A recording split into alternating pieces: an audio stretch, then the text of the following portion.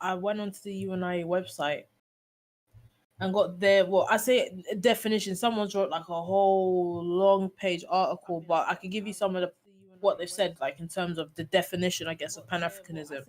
Definition. Someone's wrote like a whole long page. All right, I'll read you what the first paragraph says. So it says, a wide range of ideologies that are committed to a common or political or cultural projects for Africans and people of African descent. In its most straightforward version, Pan Africanism is a political project calling for the unification of all Africans into a single African state, to which those in the African diaspora can return. In its vaguer, more cultural forms, Pan Africanism has pursued literary and artistic projects that bring together people in Africa and her diaspora.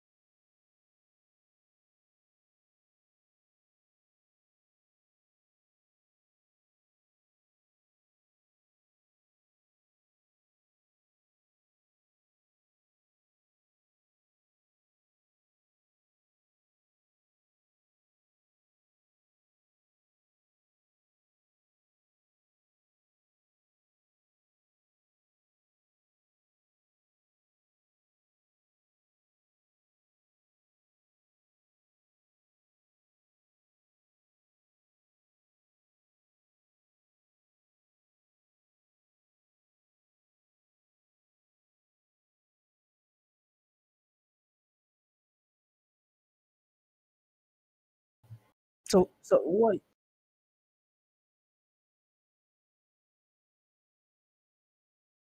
Now I was gonna say, so what you're saying is that, all right, you got this whole because the thing is, Pan Africanism is an ideology, but it doesn't address the actual infrastructural needs and day-to-day runnings of a country. I mean, to me, it sounds unrealistic to say that you want this. It's almost like a super state of everyone coming in under this one state.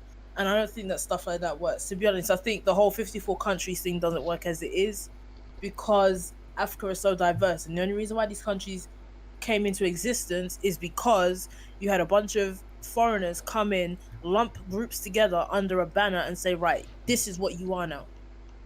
Right. And you've got places, I mean, look, you've got different ethnic groups that are split up over these imposed borders, you know, because of European colonialism and imperialism. Yeah, The for whole sure. idea of now having this state that you're just going to mash everyone together is doing the exact same thing that we've been suffering with before. I don't see what the point is. In my opinion, all right, the whole idea of everyone being unified is not realistic, because no one in the world is unified. And we have this view and this sort of sect of thought that everyone else, every other group, like white people and Asians, are all unified together, and they're not. We see it with Europe, living in the UK. UK don't like France, and this one don't like that one, and that one don't like that one. Okay, all these different types of people say, oh well, they're all Europeans, all white people, but they don't like each other. They're not exactly 100% unified, and it's not going to work.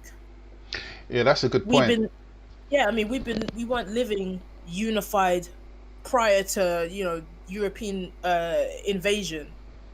We all lived in our separate groups under certain, you know, nations or tribes or however you want to call it. So to then say, oh, we just need to unify under this one idea, it's not going to work.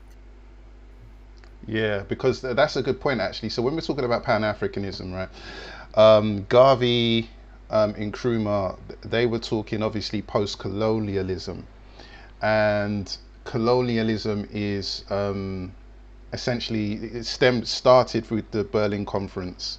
Was it 1884? I can't remember the exact year, but I think it was 1884, something like that, where Europeans carved up Africa and said, okay, this one's for France, this one's for Germany, this one's for the UK or whatever, right? Not taking into consideration, or actually not giving any regard to the fact that these nations that they're creating, they didn't consult any of the Africans, none of the tribal leaders, nothing like that. They just said this is what it's going to be.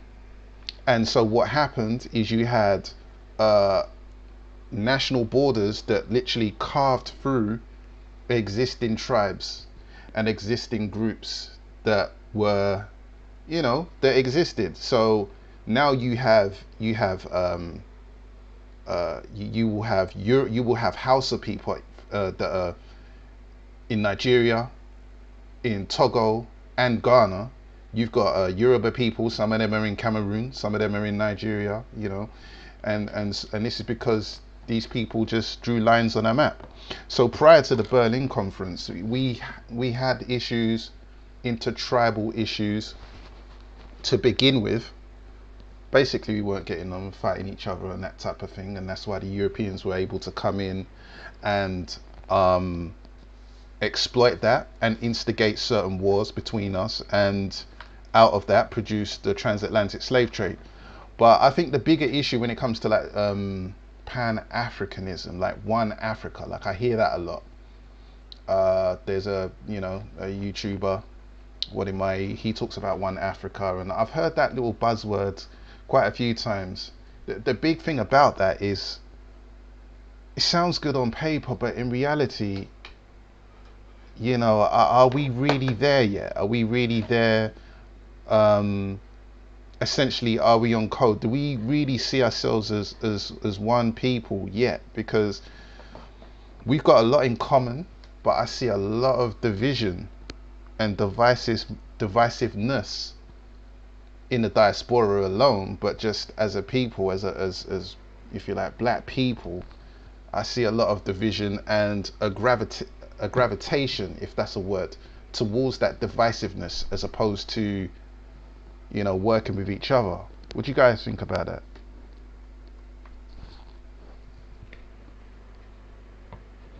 Well, don't be shy now.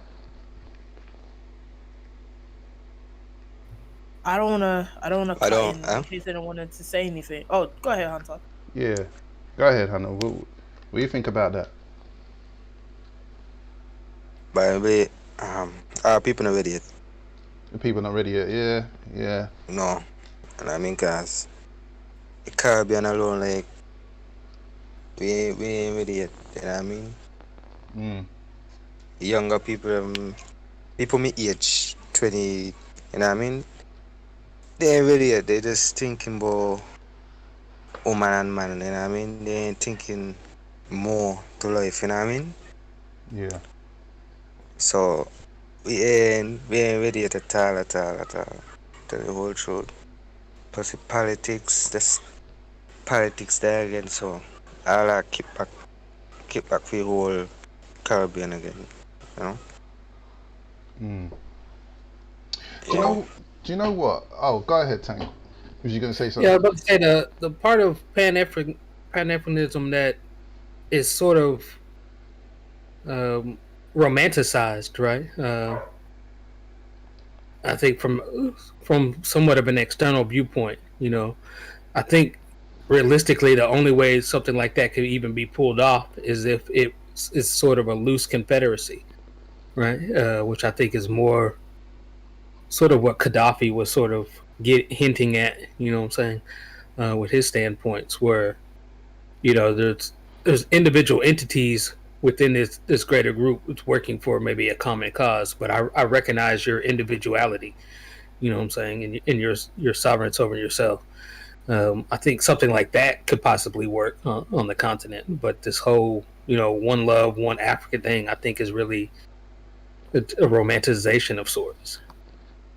Yeah, Yeah, do you know what? I agree. I think that if there was more like a coalition where you can keep your own historical tribal identity, because that means a lot to people, you know what I mean? I don't see people just giving that up and adopting this kind of one Right. Africa I thing. mean, this whole thing. This is what I'm saying. You can't just get billions of people together and say, right, we're under this now, under this one state. Like, you know, when we talk about in the Conquest channel, what what would be ideal or what we would think as a sort of a fantasy thing. I mentioned things about having autonomy because you're not going to be able to get everyone on one accord. It's just not possible. It's easier to let people govern amongst themselves and rule amongst themselves rather than having this one state that will intercede in everything and control everything and saying like, well, all right, historically these tribes haven't gotten along, but now you're just together. It just doesn't work, really. It really doesn't work. Yeah, I think at this point, for anything to succeed, I think it needs to be redefined. I don't think the idea of one Africa or one Black people is like everyone else here is saying is feasible. I think it needs to be a look at maybe more of an anti-imperialism movement, or it needs to be idea of this is a stepping stone for Black people to help each other, and then they can be independent upon their own. But I don't think it's possible. People are too different. No one asks Asian people to all like unite and be for all Asians, and how can they be? They're very culturally different. The same way African people are culturally different and ethnically diverse as well. So I don't really know that Pan Africanism really has a future in the modern world. Yeah. Yeah, for me, Yeah. Go ahead, Hannah. like, well, going back Africa, we don't need to do that because we've been on it before anybody, before everybody else. So we need to dominate all over. You know what I mean? The Caribbean, in the States, North and South America, Mexico. Not everybody go one place. Okay, make no sense. Look at y'all coming from. And I also think like just our society has grown more global in the last 20 years or so, 20, 25 years. I mean, if you think about where we're all at now and the fact that we're all, at the top amongst ourselves, different parts of the globe, like just 20 years ago, that would have been very hard thing to pull off, right? Now we're able to do it by clicks on a computer or something. But that is an example not of Pan Africanism, but of globalism.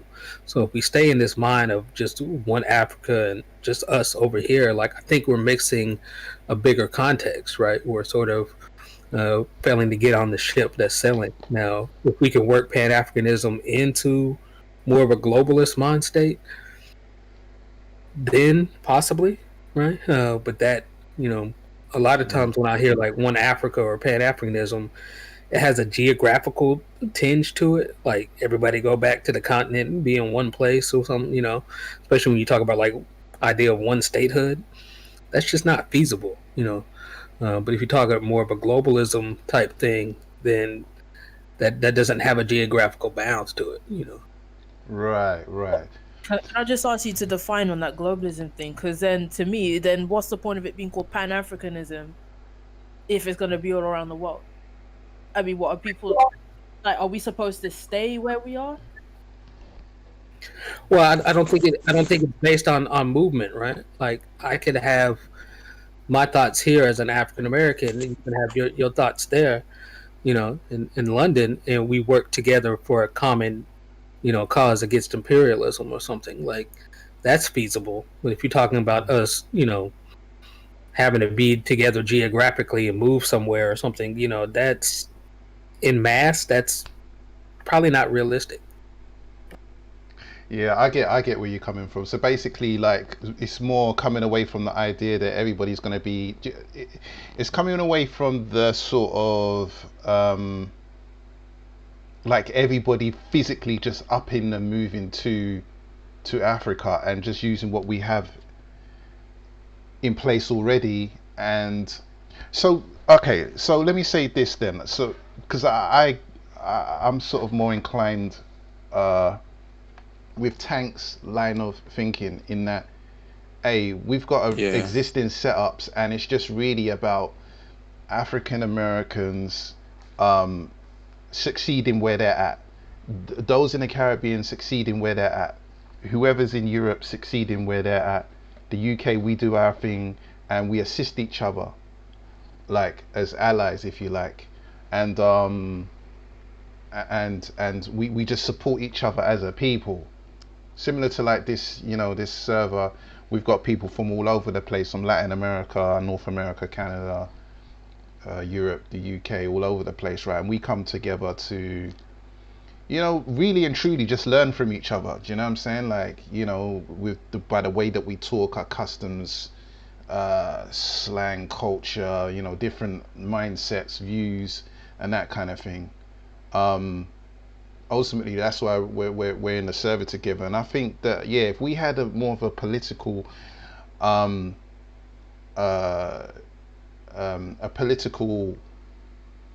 perspective. I mean, I'm not talking about the server. I'm just saying, like, in terms of us as a people.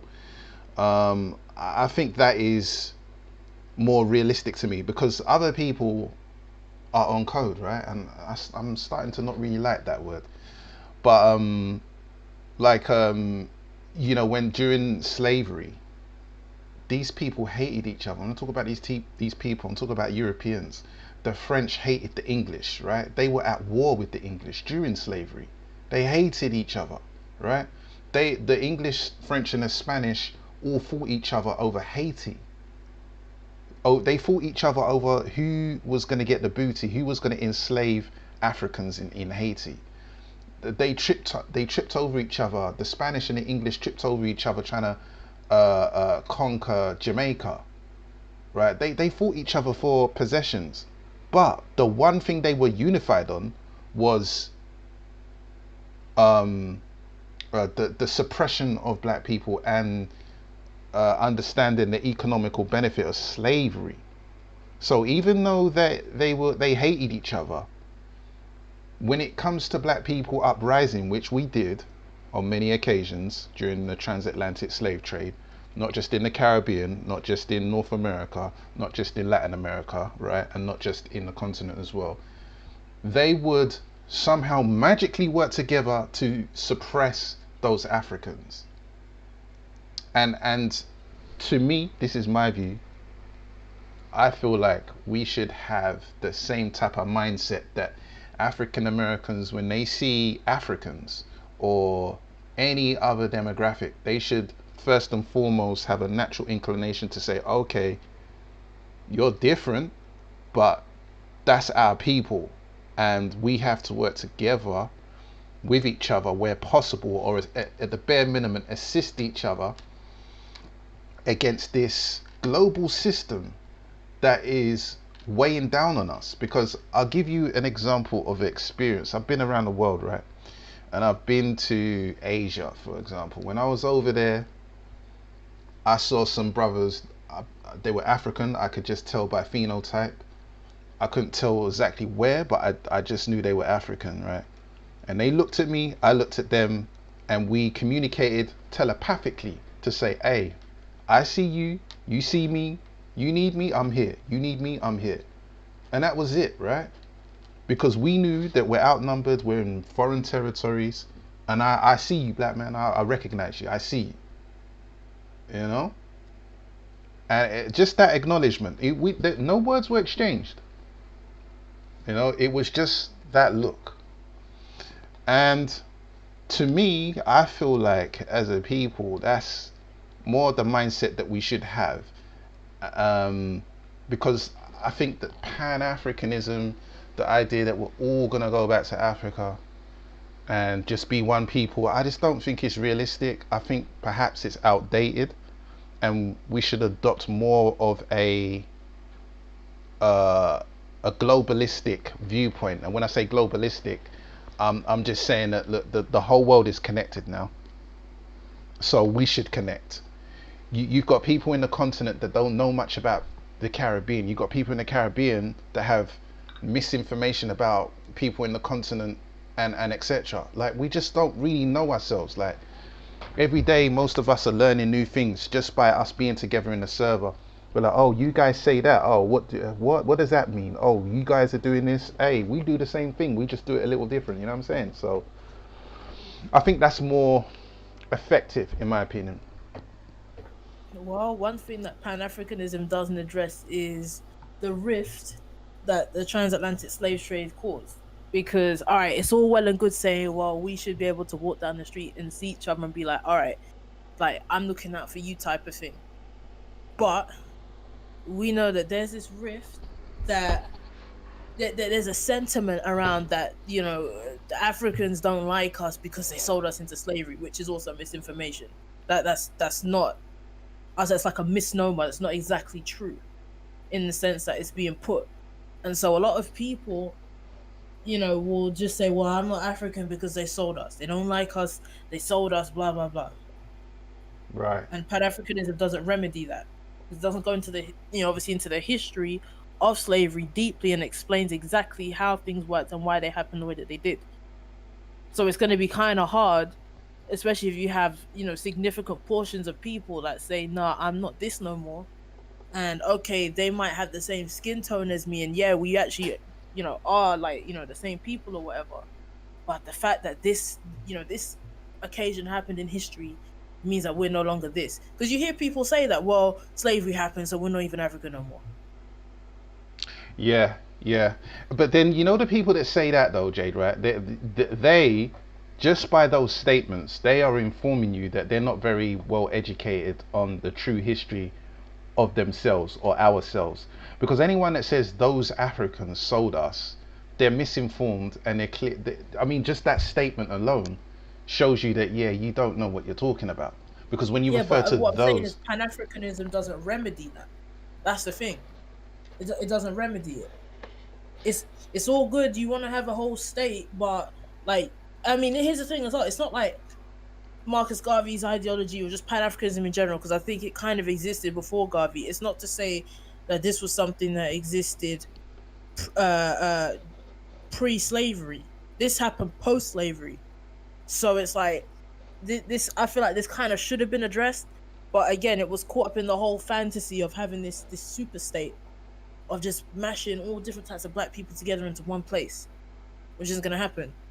So to me, it's like, and this is why you have all these new groups that are coming out today, all these funny groups with all these strange ideas, you know, about dividing up black people even further.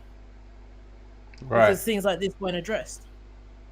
Okay, is it the job of Pan-Africanism to address that, or is that another aspect of our problem that needs to be resolved? And Pan-Africanism, I would say it would be. I would say it would be Pan-Africanism's job, because if you're trying to promote that people should come under this banner and should be in favor of this super state, then knowing what we've been through and knowing that certain sects of us are feeling a certain way about the continent of Africa and the people, then Pan-Africanism needs to remedy that. Like that's, to me, that seems like that would be part of the essence of the whole idea. But when you say remedy that, how do you, Go how ahead.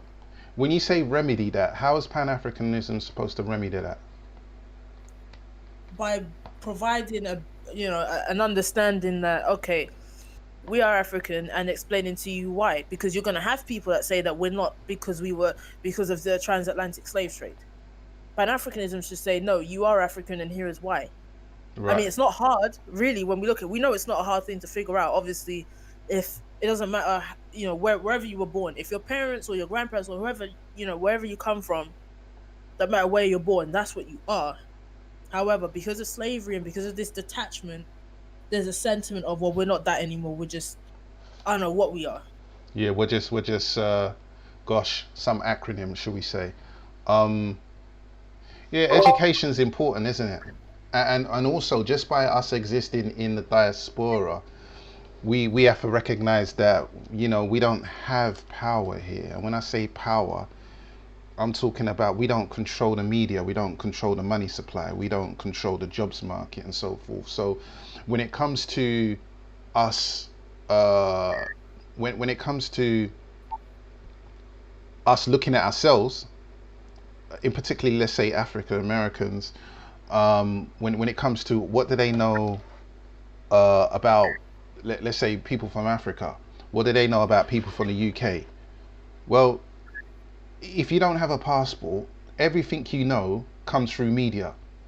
And so therefore, if media is saying we need $1 a month so that you can save this starving African who's got flies on his face, then rightly or wrongly, if you're African American, you're gonna be thinking, well, shit, like, yo, that's how them guys are over there. Like, you know, they got flies in their face and shit. Like, I ain't, you know what I mean? Like, I ain't trying to be associated with that. And I'm not saying that, you know, I'm not trying to like generalize the whole demographic of African Americans. I'm just saying as an example, like, because I've heard this. Like, I've heard people from the diaspora say, oh, them man, yo, them guys, they're living in trees and rare tear tear. And then when they go over there, they're shocked. And they're like, oh, okay, what?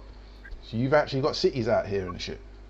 Yeah, Like, that's a very important fact. Like it I mean, the very first step in all of this would be an education push, right? Because there's a lot of African Americans that I know that talk and really think that Africa is a country unto itself. Like they don't understand that it's a continent and that it's diverse. And like you said, you know, they take the images of the flies in the face or whatnot, and they think the whole what they think is a country is like that. You know what I'm saying? And that's just an unfortunate bastardization of our educational system. You know, here in the United States. Myself, it wasn't until I went to college and started, you know, interacting with Africans that some of that started to change for me. But you're talking about, you know, 2 decades into life, right? right. So a lot of people who are talking Pan Africanism are talking from this vantage or from this place of ignorance, and they don't even know what exactly they're talking about. Yeah, that's a Well, good point. Like, have they well, actually been there? well, for me, I will say this in terms of um, when you start speaking about Pan Africanism, and for those who have the sentiment of we should stay where we are and try to make it more global where we are, I will say this. Um, I think it all rests on the individual and what their mission is. In terms of you staying where you are, you know, that's a choice. I think all these things are choices. I think um, it starts with the person actually taking an interest to actually go to these places first and foremost. You can't learn anything primarily just by, you know, hearing and studying. You have to actually go and ingratiate yourself into something. Um, that's first and foremost. This romanticizing about, you know, being one state. I think Tank brought that up earlier. That's basically what a lot of people are doing online. They're romanticizing the idea of it, but there's nothing tangible that they're actually implementing or putting in place to make it real, to make it enticing for other people to come back and say, okay, yeah, this is something that people have in place that it could actually be something that I can get involved with, or you know, saying this is something that I can see myself, you know, doing. You know, you have to have things in place for people who are coming from different areas that looks familiar, and then they can evolve into you know, making that transition better. That's part of the process where I'm at with it. Um, I'm at that stage where I'm trying to go there, ingratiate myself as much as possible, um, having the understanding that people who are in America are coming from different areas of the diaspora, that they're going to be some things that are familiar. So it's trying to provide some things that look somewhat familiar to them, and then you can kind of go from there as a starting point. Um, there's not and also there's not too many African countries that are actually inviting that are saying, okay, you guys can come here and we have some things in place for you guys. We understand you're not from here. There's not too many of them jumping out there saying, okay, we welcome you with open arms and we have things in place and we understand that it's going to be a transition that might not be so smooth for you. There's probably I could probably list a handful of countries on my fingers that actually have some things in place that are trying to implement some things. But as a whole, it's not a collective. So in order for that to change, that just takes more of us going into different countries and kind of establishing some things that are familiar to us outside of, you know what I'm saying, Africa per se. For those who want to stay, hey, you want to stay and continue to fight and deal with, what I'm saying, things that and I know that's change in these Western countries, feel free, have at it. But me, on the other hand, I've retired from that thought that I could make a change in a country in which they never wanted me to actually be a full citizen or actually be somebody who can contribute in a fair and proper manner and have equal rights and equal footing. Being that I understand that, I have no interest of even contemplate trying to ingratiate myself continually here in the United States for that reason. Because I know it's not going to change. They're not doing nothing different. They keep flaunting the same politicians and bootlicking black people in front of us to try to get us to change our minds and keep us at status quo. That's not going to happen for me. So as far as I think it's a possibility, but it has to be some tangible things that black people really want. And I don't think nobody's sitting down and writing down exactly what is important to us, what do we really need, and what are we looking to push our agendas going forward. That's a conversation that's being left out of Pan-Africanism, and that's a conversation that's being left out of those who are actually willing to stay in these European countries and live there as a black person. Those conversations are not happening. So I think both systems is going to fail because we're not actually putting, real things in place for it to work. Yeah, that's a good But point. I think we always have to realize, like, I think this is gonna, it would be a smaller group than the whole. Like, let's say we don't even get 50% of black people in any area to buy in and push forth the idea of a modern Pan-African state or ideological thought, and realize some people are just, yeah, like you were saying, some people are going to want to stay in those European spaces and countries and continue to fight for their rights. So we have to be supportive of those people, but at the same time realize we have to also potentially leave people behind who don't want to be a part of this, who don't care to work towards relocating to Africa or creating states where it's a larger black presence. That's just the reality. Like, it might have to be kind of like people can write out what they think the ideals and what they think people need, but at the end of the day, people kind of have to decide that for themselves. And it might even just have to be just an individual effort. Like, yeah, there's people who think like you can align with those people and you all can make moves accordingly, but realize that black people are too fragmented and individual for us to have any. I don't think this can be a large movement. I don't think it ever really will be. I think it'll just always be a subset of black people. Right. I think there's two Can I? issues as well. Oh, go ahead, boss. Hey, what's going on, y'all? I'm sorry I got here late. Big up, OC. Hey, how's it going, guys? From the conversation that I've been hearing, one thing that I also wanted to point out is that we actually don't need a large group of black people. It's for me to give an example. Some of the things that caused some of the greatest changes in the United States didn't involve all black people. Like, for example, one of the examples I like to give is the Black Panthers. The Black Panthers was only 50,000 people, and during that time, the Black American population was about 35 to 36 million. So they didn't even have a million black people with them. It was only about 50,000, and they still caused like a huge amount of change. Like, one of the best social programs that America has right now is called WIC. That idea came from the Black Panthers.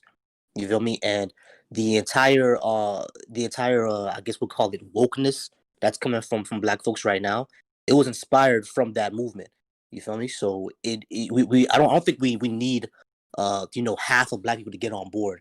If you're able to get 1 million or 2 million black folks from around the world to get on one accord, that can cause, a huge amount of change.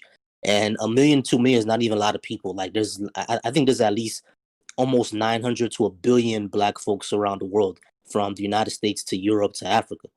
You see what I'm saying? So if we were able to get just a good amount, we don't even need the majority, just a good amount to come together for another Pan-African conference, because that hasn't happened in over 50 years. If we're able to get at least a good amount of people to a Pan-African conference, and to set up ideas for exchange between the diaspora, exchange of ideas between diaspora, exchange of trade between the diaspora, I think we'll get to a point where we actually see some tangible change. Because just like I'm sorry, I've got your name, bro, but just like he said that he's retired from the idea of staying within the West and trying to change things, I've actually retired from the idea of, like, we're gonna take all black folks and move them all back to Africa. I've retired from that idea. That's not gonna happen. People are gonna want to stay where they are because they've been there for hundreds of years. You feel me? Like, I don't think we're ever gonna get Haitians to leave Haiti and go back to Africa. Nah, we fought for this. You know what I mean? Our ancestors bled in the ground for this. We're gonna stay here. But I do believe that black folks around the world in the diaspora need to get on one accord. Whether they're gonna stay in Bahamas, whether they're gonna stay in America, whether they're gonna stay in Canada, there has to be a system where we know there's a shared ideology and a shared culture between us. You know what I mean? Because at the end of the day, groups of white folks have that. Like, Italian Americans can go back to Italy and blend in and like nothing changed, even if they sound strange to each other. You feel me? Italians from Argentina can do the same. You feel me? I think it's really a thing with black folks where there's this little, for some reason, tension between us of, I don't want you here because of this, that, and the third. You feel me? I don't know if y'all understand what I'm saying, but I do feel we need to get on one accord, and I don't feel that we need to all go back into one state in order for that to happen. All we need is a medium of economic and ideological exchange between each other. And I believe that's what Marcus Garvey was trying to do with Black Star Line. If that existed today, then I feel that the state of the diaspora would be a lot different. That's just my opinion. Well, then, I mean, just from what you're saying, because I picked up one of the newspapers that I bought to do some research from. I mean, some of our countries are starting to do that, like in the Caribbean, where they're starting to develop relationships with African nations after how many hundreds of years of separation, obviously. But then maybe there's a thing of, maybe we need to stop looking at this thing as Pan-Africanism and maybe more of a nationalism thing then. Because, I mean, you've got the whole Pan-African idea, then you've got Black nationalism. Like, for me, my thing is the Caribbean. That's my interest. Because it's where I know, it's where I come from. I'm more familiar with it than anything else. And to me, what would be more ideal is, because the region is so small, we don't really have a lot of people. And we live in small islands and whatnot. Well, some of them big, but for the most part, they're small. Getting them unified and then working with Africa. That seems more reasonable. Because you already have these nations and groups established. And if they can all just get on one accord, I think it would be a lot easier to get groups on accord rather than individual people. Like, okay, you fall under this, and I need to convince you to come under this ideology and this, that, and the third. Because we've now got exchanges where you've got people from Africa now going over to the Caribbean and vice versa. Yeah, I agree with that. I mean, one of the things that I've always said, because, the Haitian government is kind of dysfunctional, but one of the things I've always said that the government should do is they need to connect more with the Francophone world. You know what I mean? Because, like, in Haiti, at least half of the people could speak French, because that's the language of instruction in school. They don't lose that until they don't practice it until later. Like, my mother and my dad speaks French. My mother used to, but she hasn't practiced it in a while, so she doesn't really speak it anymore. But, like, by the time in Haiti, if you go from childhood all the way to adulthood, you're gonna be able to speak some French. So they can connect with the Francophone world. Like, there's countries in Africa that speak French. There's, of course, France, of course. But, like, if they reconnect with the Francophone world in that way, they'll be able to have a medium of exchange, and we can exchange our cultures with each other. Like one of the things that I've always seen that I'm not sure if it's true or not, but the Anglophone world of Black people, like people from Ghana, Nigeria, Jamaica, Trinidad, and in the UK, they all I can see that they all have a certain type of lingo. You don't sound the same, but the language of the slang and the lingo of each other, you kind of speak the same. You can understand each other. You feel me? Like I've heard Jamaicans say "pickney" and I've heard Nigerians say "pickney." You know what I mean? So you guys kind of have the Okay. same language. You know what I mean? Yeah, do you know what, with that, just touching on that real quick, yeah, do you know, that's a really good point that you're making. So I mean, that term "picnic," okay, so with patois that's spoken in Jamaica in particular, like patois is a mishmash of bastardizing the English language, interjecting pidgin and some West African terminology. So you'll see a strong link between if you just look at the language of patois and you look at like West African pidgin, you can see a heavy link between the two. Like they use the same words, like we say ting, they even the way they structure certain sentences together, like what thing they go on, or if I say what thing they go on, that's like West African pidgin. And in patois, Exactly. yeah, in patois they'll say it, but a little bit different. The only thing that separates it is the accent. But then also what you have is like in the UK, our voice, Black people in the UK, Afro-Caribbean people of the UK, our voice, our culture, holds a lot of weight on if you like this part of the diaspora. So when you go to Ghana, you go to Nigeria, they're engaged in UK terminology, slang, culture, music, some of the sports as well. So yeah, that is an interesting point that you mentioned there, because I definitely seen it. I've seen it firsthand, that they seem to be more. Actually, I'm not going to say more in touch, because the one thing I will say is this: as it pertains to African Americans in the English speaking world, and actually I'll just say worldwide, African Americans get to represent the global Black image, point blank period. So what I mean by that is, if I go to the Middle East, Okay, you sounded that good, man. all right, hold on, It's a little bit funny. all right, can you hear me now? Am I good, or am I still crazy? You good with me? It's not fine to me. Okay, if I go to the Middle East, then I go to Asia, I go to Russia, or I go to anywhere in the world, the first thing they're going to say is, oh, you're African American. If you're not African American, then you must be African. And that's got to do with media, right? Because America has a huge PR propaganda machine, and they push these images out. So like, if you like, where I'm from in the UK, we're only just getting on the map. People are starting to know about, oh, okay, there's Black people over there, and they talk a little funny, and they've got their own little thing going on over there, and okay, they exist. But like African Americans, for example, have had the head start. Like, they've been like 40 years ahead of us. So yeah, I think that's a good point that you bring up, Volsi, with regards to cultural identities. But then also, I'll say this, I mentioned this before as well, there's still a lot of education that needs to happen in our own respective regions.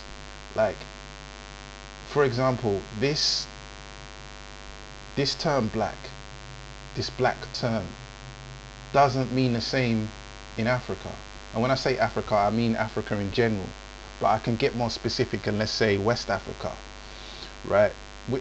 Like, what it means to be Black to us in the UK and the US is everything. Like, it's your reality. You walk out the door, and you know that subconsciously you're going to have to put on your Black, you're going to have to put on your acceptable face for society. Don't talk too loud, don't wear your hair a certain way, don't walk a certain way, don't dress a certain way, because you might scare the white man, you might do this, you might do that. But in the continent, they don't have those type of problems, and so some with some of them, being black just doesn't exist to them. It's like, what do you mean black? What's the point of that? I'm black, everybody's black. Well, if you're gonna say that I'm black, then you might as well say that I've got 2 feet, I've got 2 hands, I've got 2 eyes in my head. Like, everybody's black. Why do we need that distinction? And I'm saying that because that is real. It's a real thing that a lot of people in the diaspora don't actually recognize. That some of these people in the continent, they don't understand this black thing. They're just like, oh, okay. They have to learn it. And so when you're talking about black, to us it's an identity, right? Oh, okay, we're black this, black that. To them, they don't say that we're black. They say, I'm an Igbo, I'm a Yoruba, I'm a Hausa, I'm a Shanti, I'm a Ewe, I'm a Ga, I'm a this, I'm a that. That's how they identify themselves. You see what I'm saying? And this just goes back to my thing of education, like just really learning about us as a people from different parts of the globe, and understanding that this reality. So when we come into contact, let's say with I'm just going to say Nigerians, then you have a little bit more pretext as to why they say and do certain things, if that kind of makes sense.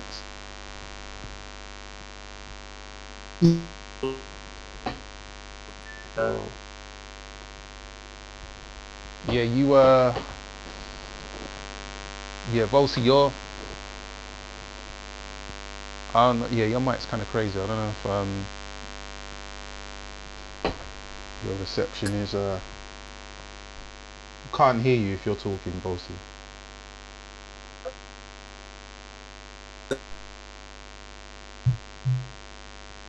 Right, can anyone else hear me? Oh wow, okay.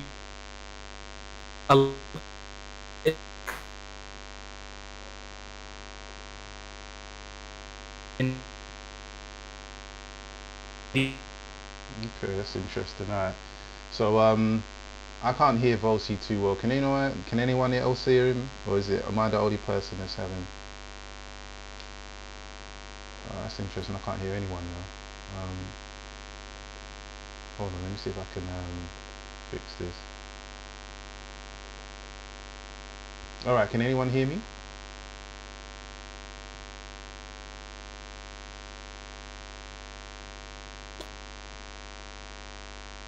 Can anyone hear me? That's interesting.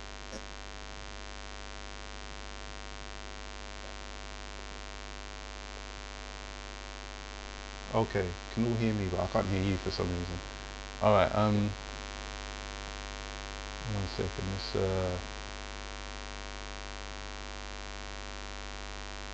okay. Yeah, Tank, say something, let me see if I can hear you, Tank. Yeah, it's sounding crazy. Okay, let me jump out and come back in and see if that works. 1 sec.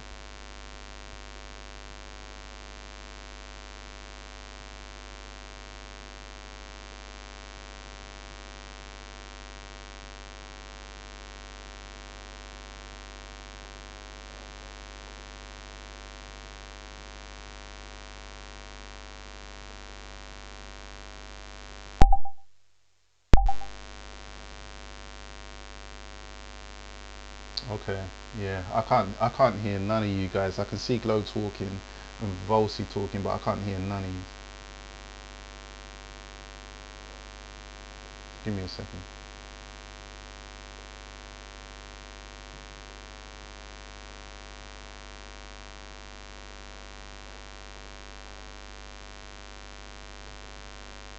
You have to. I think Here we that go. mindset you had to kind of identify with the race that was around you, which was black people, because you didn't feel connected to America, because we kind of always felt on the outside.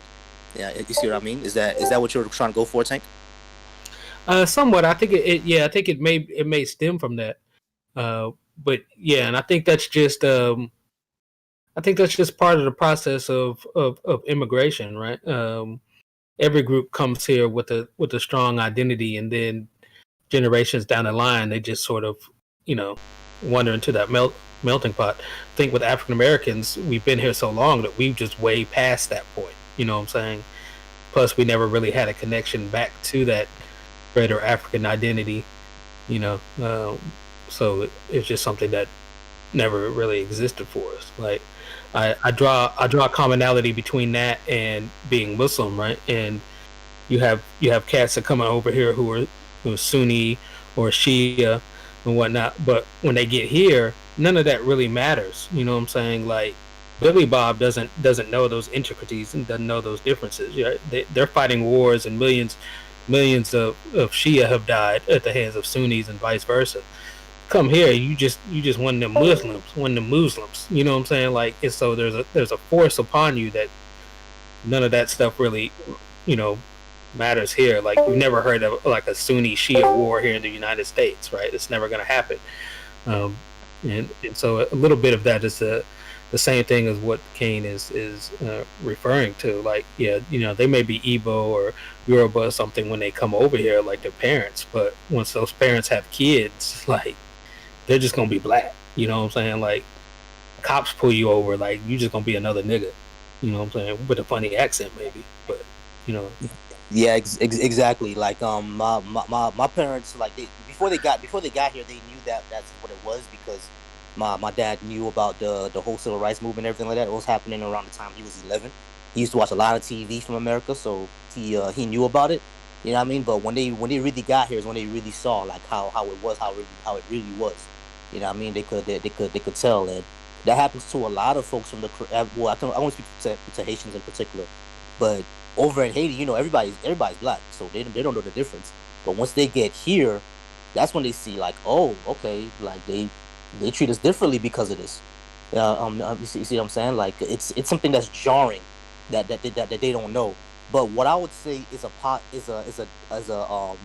at least a silver lining and all that is that we still speak to the people who are back home.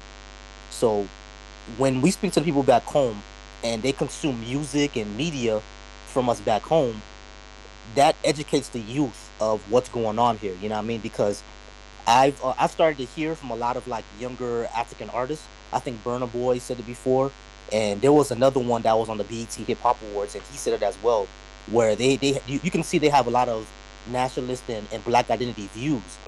I think that's because of the media and the music and their family who are in the West. They go ahead and inform them of what's going on. So that goes into their music, that goes into their lingo, that goes into their ideology. That they know that, okay, when I'm in Nigeria, when I'm in Haiti, when I'm in Jamaica, when I'm in Ghana, yeah, I'm black. I'm this person. I'm Ghanaian. I'm Nigerian. But when I go to the West, I'm black. So I have to understand, like, that interaction, and I need to let my people know from back in home in my country what's going on around the world. You know what I mean? I think that's a silver lining in all this. Good point. Just to do a check, Kane, can you say something? Yep. Can you hear me? Yes, sir. Good stuff. Okay, I think, hey, Jay Brown, you might need to try go out and come back in if you can't hear us. But I think that, yeah, for me, as being a black person living in the U.S., as a descendant of American chattel slavery, my identity, it's hard for me to separate the idea of being black as part of my identity. So it appeals to me to go somewhere and live somewhere, or at least spend some time somewhere where that's not the forefront of my identity.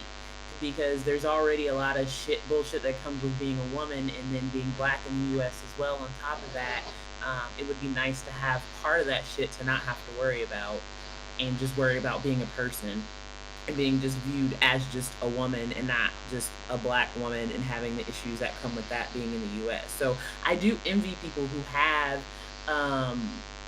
roots in other nations and countries that are majority black and have that culture and that thing to lean back on.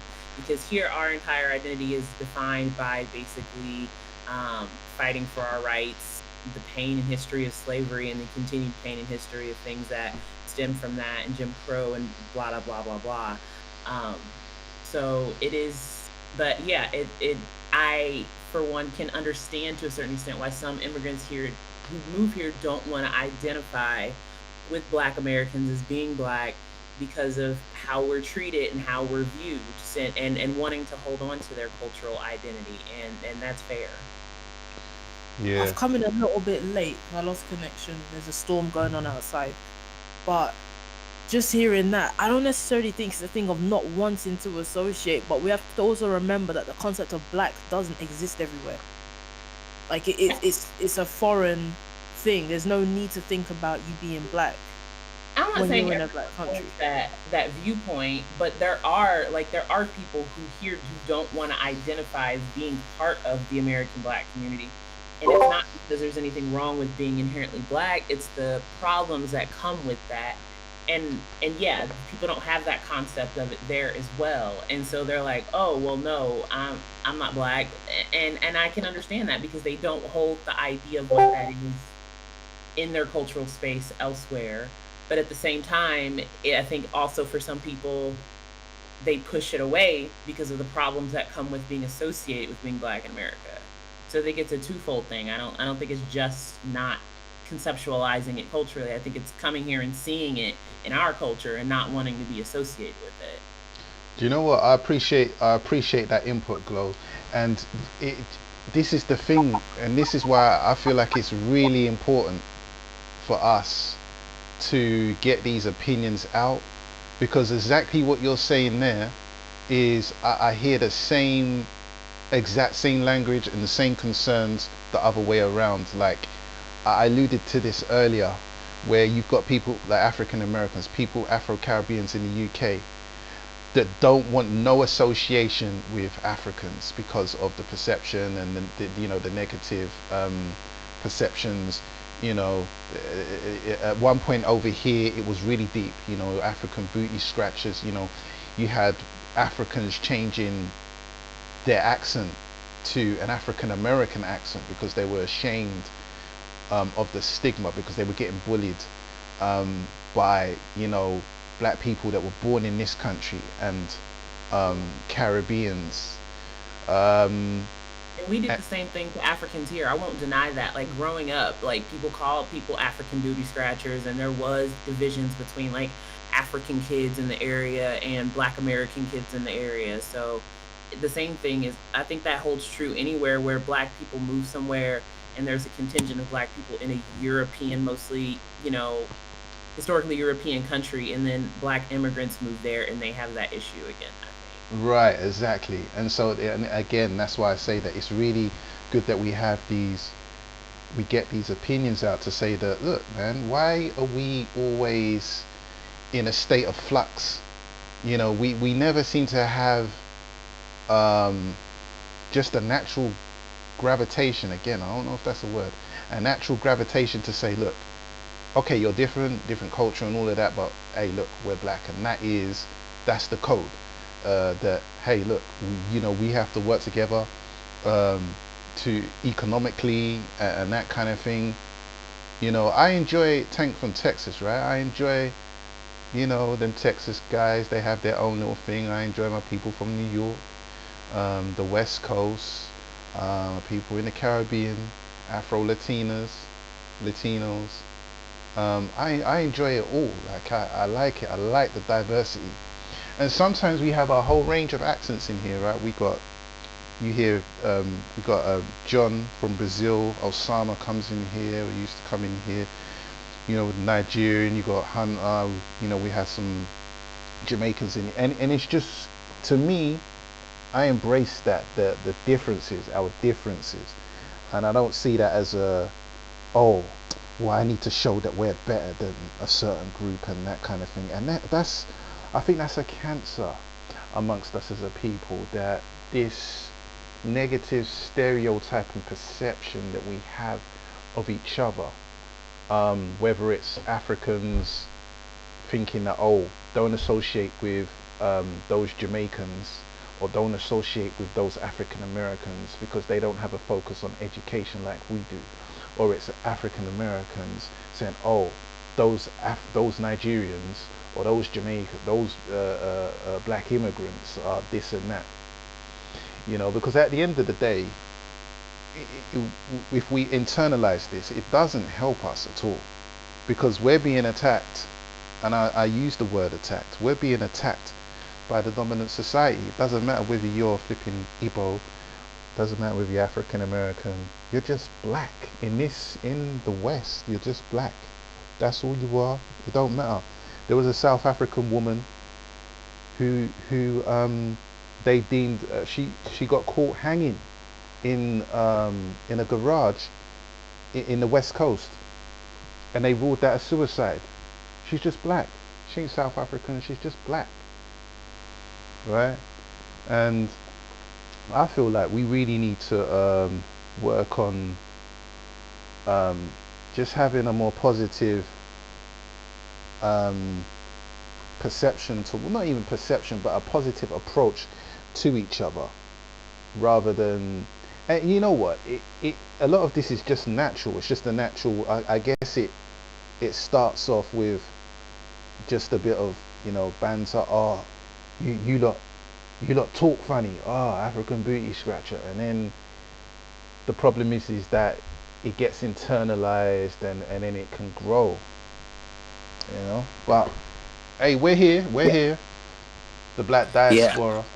Exactly. Yeah. I agree. Like, I can say, like, for me growing up in South Florida, the African Americans, and because most of the black immigrants down in South Florida are Haitians, so the African Americans and the Haitians didn't get along, and it was along cultural and a lot of times economic lines, because a lot of times when Haitians got here, we took the menial jobs, like, you know, the janitors, the cooks, you know, the dishwashers, the taxi drivers. Like, my dad was a taxi driver, you know what I mean, and my mom was a maid.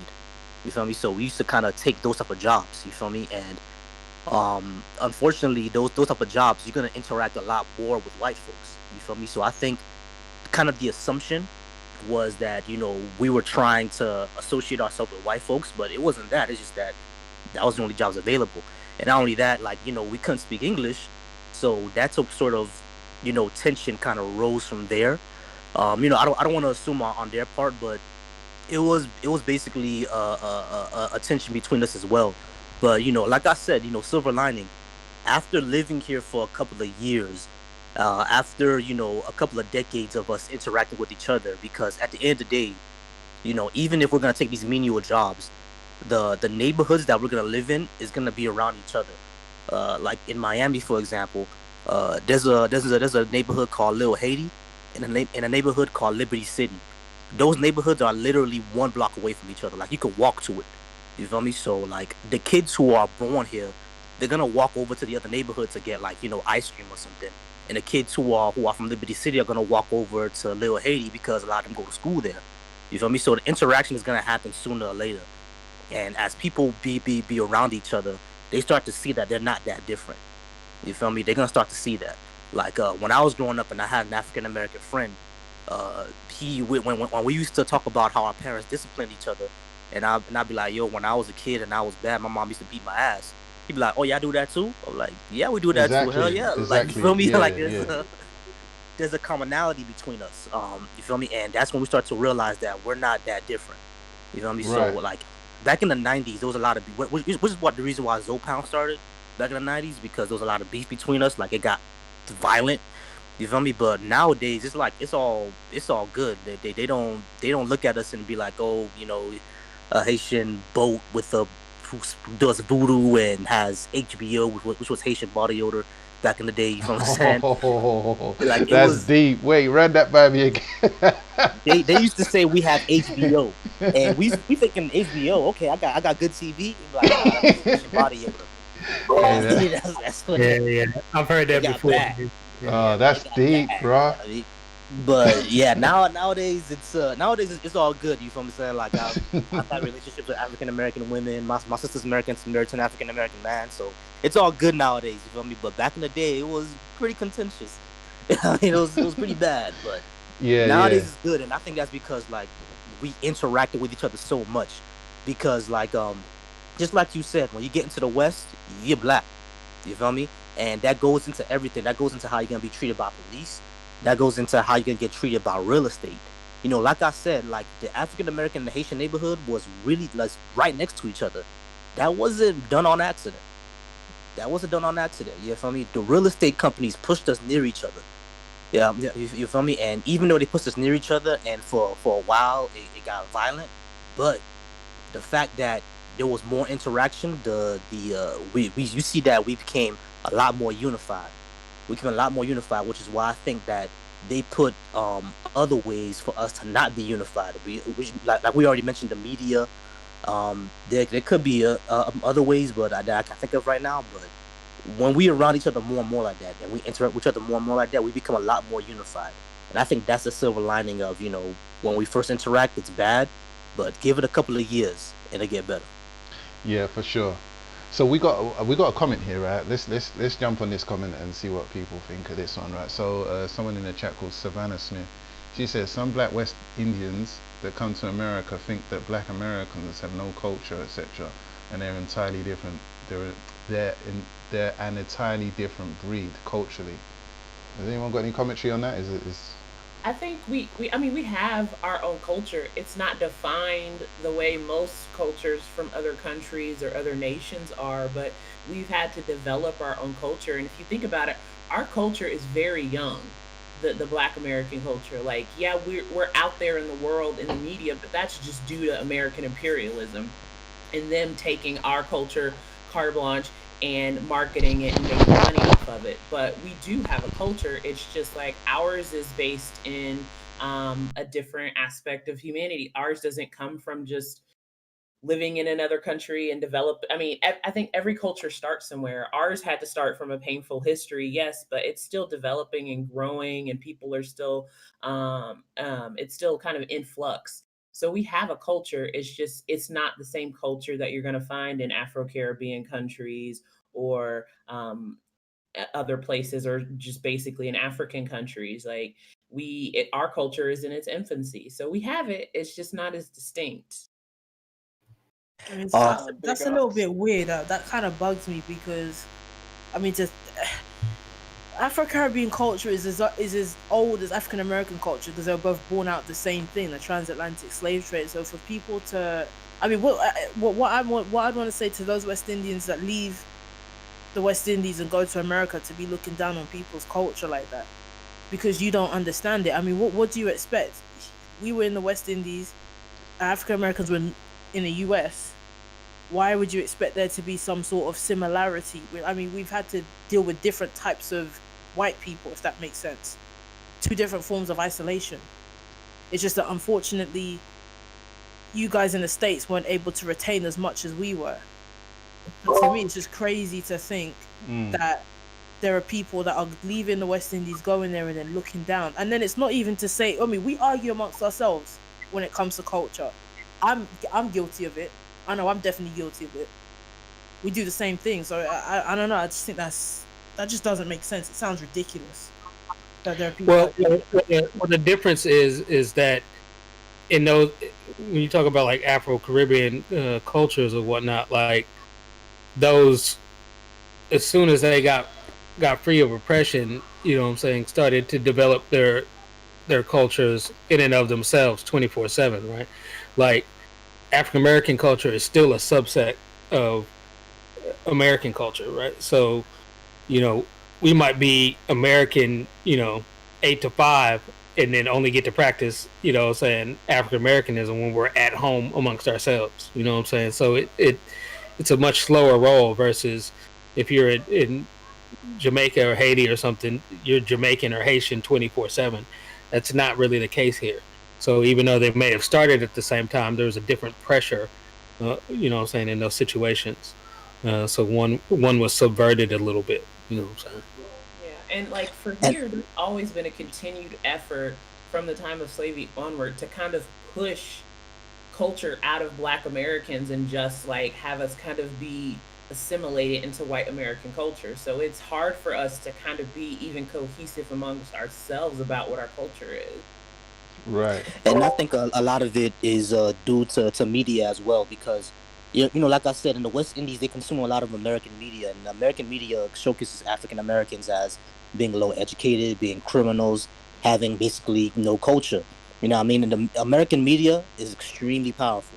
It's very, very powerful. You know, a lot of us get our ideas of life. You know what I mean? Like like, let me give you another example. If you talk about love to any young person right now, everything they're gonna say about love is gonna be something they got from the media. You feel what I'm saying? It doesn't come from life experience at all. So when people from outside the country want to know about America, they're gonna look at American media. They're not gonna actually talk to an American person because those people are actually just not around. You know what I mean? So like when American media shows that African Americans are a certain way, they're gonna come over with that assumption, unfortunately. But like I said, as soon as they get here and they learn, um it's a hard process sometimes, and it's a slow process, but it does get better. I want to be optimistic about it. It does get better, but unfortunately that does happen. A lot of West Indian people, and not just West Indians, but South Americans as well. There are South American black people.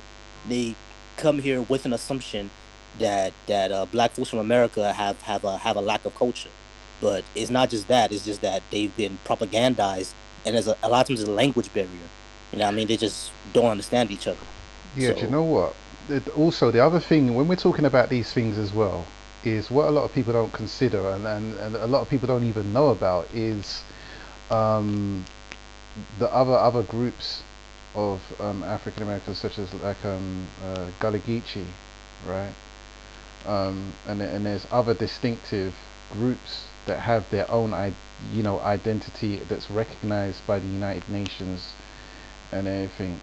Um, but then, I mean, I actually disagree wholeheartedly with the so-called idea that African Americans don't have no culture.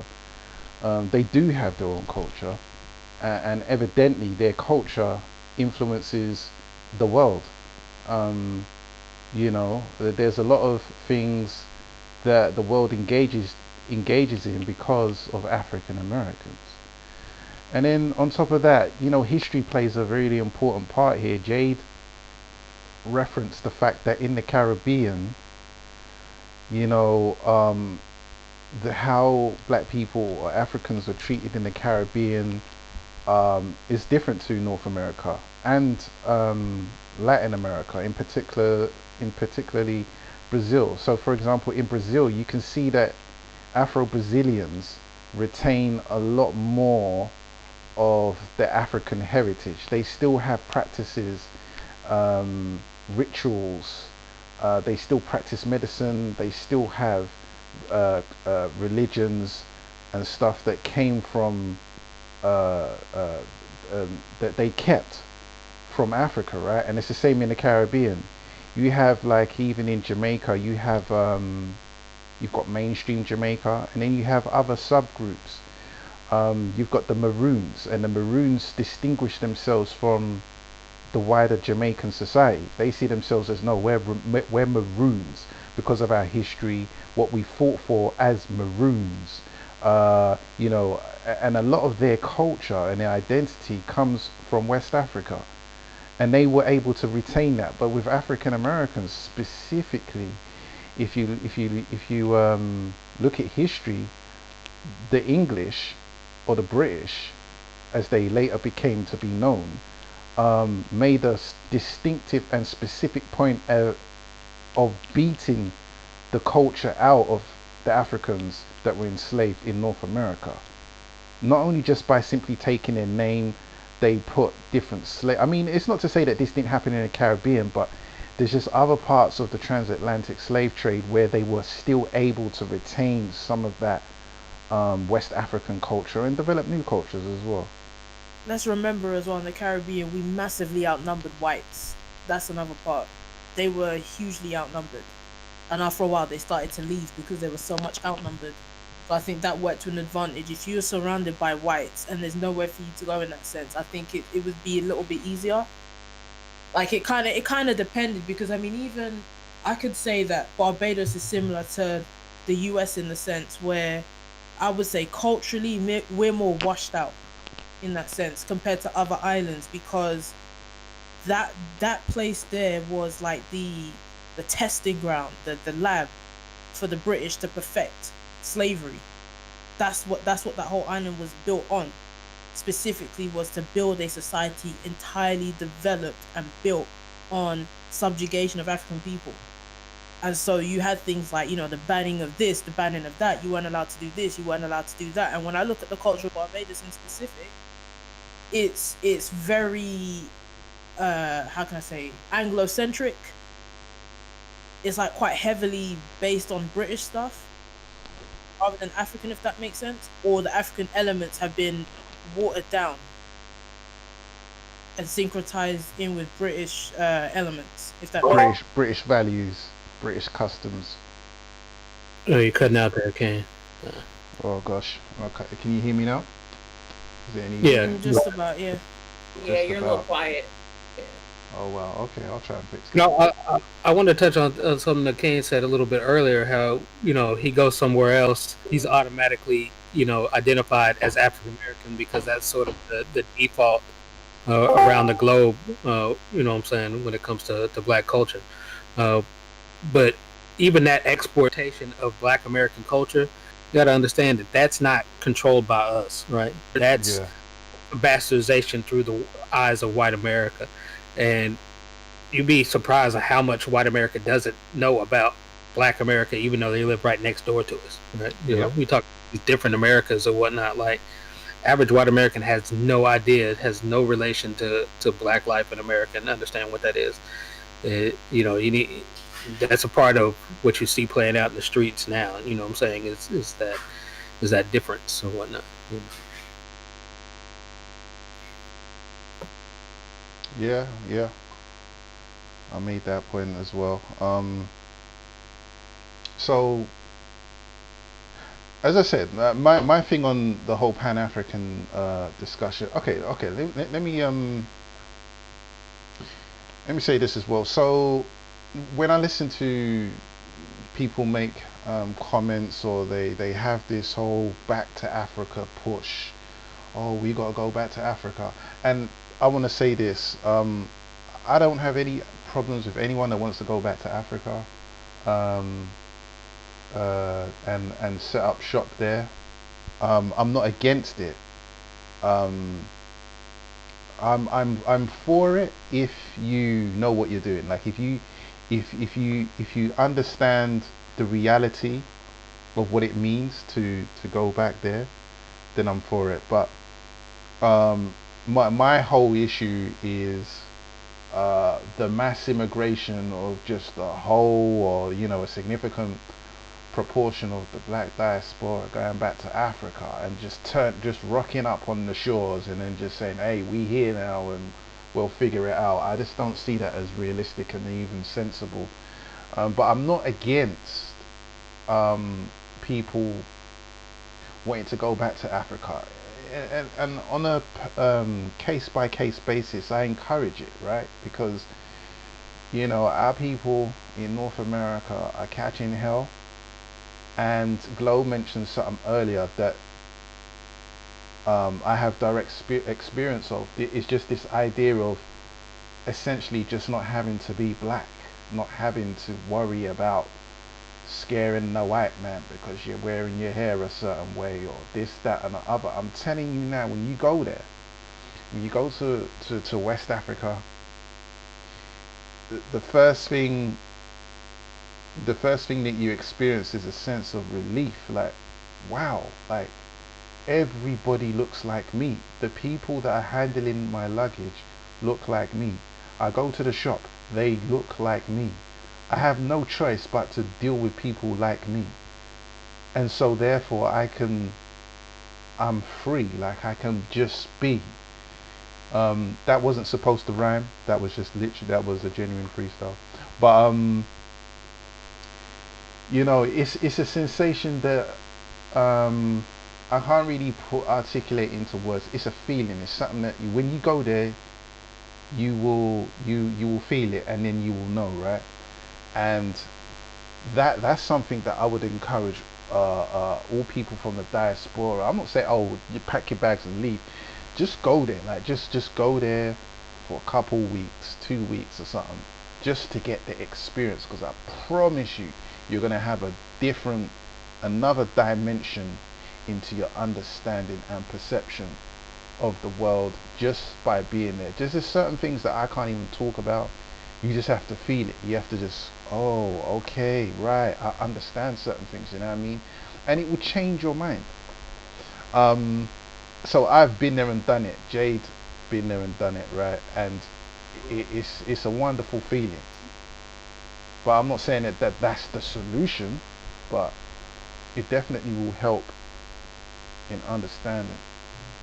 I think mass migration will cause more of an issue, because what we also have to remember is that there are people already there, and there are already problems there, and these governments aren't solving the issues that are already there. And I think the last thing that they need is for a whole bunch of people that aren't going to be able to integrate so quickly to come now all of a sudden. And it would be an issue to start making incentives essentially for foreigners, if you look at it like that. Yeah. Because people that are already there are going to be saying, hey, what the hell, I've been struggling for how many years to try and get something done for myself in this country, and now you got these people coming from all these different other parts of the world coming here, and now you're giving them the first class red carpet treatment, and, Right. and you find incentives for them. It's not like that experiment hasn't already been tried once, you know what I'm saying? Like Liberia is a prime example thereof, you know what I'm saying? Exactly. And I don't think that that's a model that we want to recreate over and over again. Like I don't know if that does good for African Americans or the Africans that are there. Like I'm not sure who's served by that, you know what I'm saying? And not just to consider like us getting preferential treatment by relocating to these countries en masse. It's also how we grew up in Western world, specifically in America, and how we're going to come over there in mass and push our viewpoint on that culture at large, and how they should operate their government. Like, that's why I agree with what people were saying, is like, go over there, go visit, and try to find a place that you feel like you would fit in already. Don't go over there with the intention of basically recreating America 2.0 minus white people. Like, that's not what it should be. You're going over there to be a part of that culture, to live that experience. And so I think it behooves us as people to have passports and go visit these places, to not only share our culture and that our, like, for me as a Black person in America, for me, part of it is wanting to go to places and give people a different perspective on how Black Americans are. And it's not just how Black women are portrayed in the media. Like, also, I want to go places and expand my horizons and learn about cultures and think about things differently and learn to have empathy for people that I never considered before. So mass migration, I agree, also is not the problem. I think people just need to travel and learn each other. Indeed. And I believe that, and that was going back to the globalization. Real last. Thank God Almighty, you a brilliant lad. Well, that was going back to the point I was sort of making earlier about globalization, right? Like it's not really realistic to think that, you know, somebody middle class or lower middle class in America, whether they're African American or white, has those type of resources to travel and go learn about other cultures. But with, you know, telecommunications the way it is now, like, you know, this server is a prime example there of how you can gain knowledge without, you know, leaving your home or something, you know.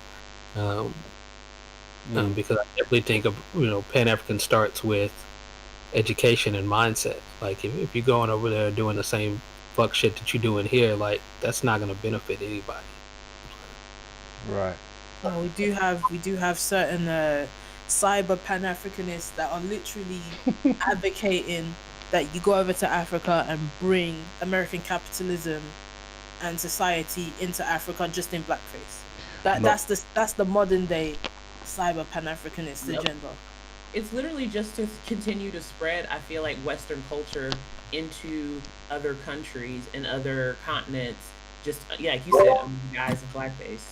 So I've got a question, Jade. So do you think these cyber Pan-Africanists, are they directly or indirectly agents of chaos then? Because they're pushing the Western mindset and the Western perspective back in Africa, and we're just going to end up with Liberia 3.0.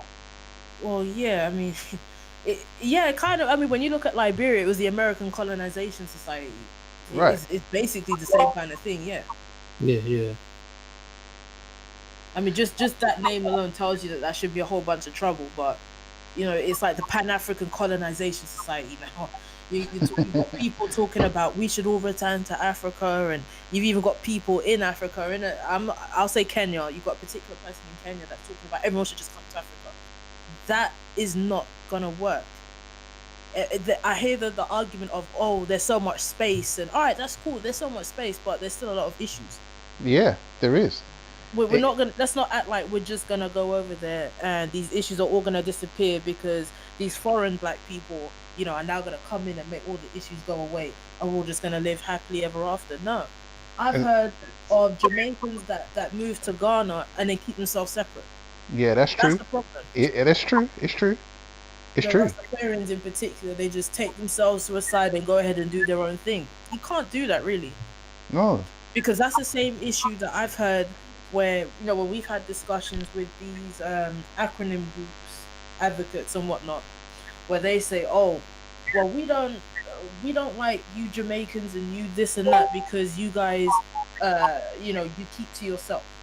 Right. You guys have your own thing. You guys wave your own flag and we don't like that. If that causes an issue in the diaspora, what the hell is that going to do in the continent? Right. Yeah, I mean, black or African, separationism isn't a new concept, right? I mean, Marcus Garvey, Noble Drew Ali, Honorable Elijah Muhammad, like they all spoke of this, right? There's always been a different viewpoints within that sphere, right? And I represent, the viewpoint of, mental separation, prior to any kind of geographical separation, right? And I think that's an important part of the conversation as well. Like I said, if you just go over there transporting the same thing, then that's all you're doing is bringing Western culture with you. Exactly. And going All back. right, well then I got a question then about that. Does there need to be a cultural re-education then? Yes. Yes. Yeah. But then that would mean that that us in the diaspora are gonna have to really adjust, some more than others. Yes, say, right, exactly. That's exactly the point I was making earlier. Some people will say, no, this is our Yes, culture, and this is what we money invested in developing that cultural revisitation. And it needs to happen as a collective for any countries that are even fathoming the idea of integrating black people or people from all over the diaspora to come back to their country. There should be a concerted effort by their media to have people understand what it is that they're trying to create for other people to come there and integrate themselves within that society. And it should be in the vested interest of people in the United States who want to go back there and who see themselves going there to possibly do some work and integrate themselves in that fashion. They should allow themselves to get to understand and know the people in which they're trying to integrate with, not just assume that there's going to be things for them there. Yeah, and I know going to a school with such a large international student population, I'm all the international students I know, I swear it was a rate of like 50%, all had goals of going back to their home countries. I think something like that could work in the face of Pan-Africanism, but driven from the leadership existing already on the continent, of looking at where needs are at and partnering with, institutions or entities over here to sort of develop that pipeline and whatnot. I think something like that could possibly work, but that's years in the making. That's a long-term sort of viewpoint, and I'm not sure if that investment has been made or if that is something that would even be feasible. I just don't think that these African countries, these African nations are mature enough to really institute what is really required to receive a mass migration. As some of these, and when I say mass migration, this isn't like something I'm just making up. We legit have people in cyberspace, should we say, in particularly YouTube, that are advocating. They're building whole channels around this idea that they want to push as many people from the diaspora back to Africa. And you know, this is what I'm looking at. Okay, so we do this. Let's say, I don't know what, there's around 40 million African Americans. There's about 4 to 6 million of us in the UK. I'm not sure about the rest of Europe. Afro-Brazilians, I think they're about 80 to 90 million. So let's say 50%, let's say 70 million black people just somehow decide to relocate to Africa. That will be absolute chaos. It's not going to work. And this is why I thought this was a good topic to really explore and delve into the reality of a mass migration of us with different cultures, different backgrounds, just all descending into Africa and then somehow trying to make this thing work. Like, it's not realistic. And in order to institute that, there's a lot of preparation that needs to go into place in order to make it work. Education is one thing, and none of these countries, including Ghana, that have this back to what's it called, year of return thing last year, year of return. They haven't put in things in place to say, okay, you come here, this is what you're going to do, and we're going to help you, and we're going to guide you into integrating into our society. And by the way, you're not going to get no preferential treatment over the many different ethnic groups that are already here, which is important. It's important that, you know, if this is going to be a thing, that African Americans, Jamaican, whoever it is, don't get preferential treatment over anyone, because, you know, evidently history has taught us that, you know, that there's going to be a conflict. And it's the same the other way around. People in North America complain about, oh, these foreign blacks, they're getting special treatment over us and we being here. So this is why we're having this introspection into this this conversation. It's been a good build so far. Has anyone else got anything else they want to? Yeah, I wanted to touch on that actually. It's funny you mentioned about the whole incentivized thing, because I don't know if you remember, I brought up a few weeks ago about now with the coronavirus basically affecting the economy of the entire Caribbean because they rely on tourism so heavily.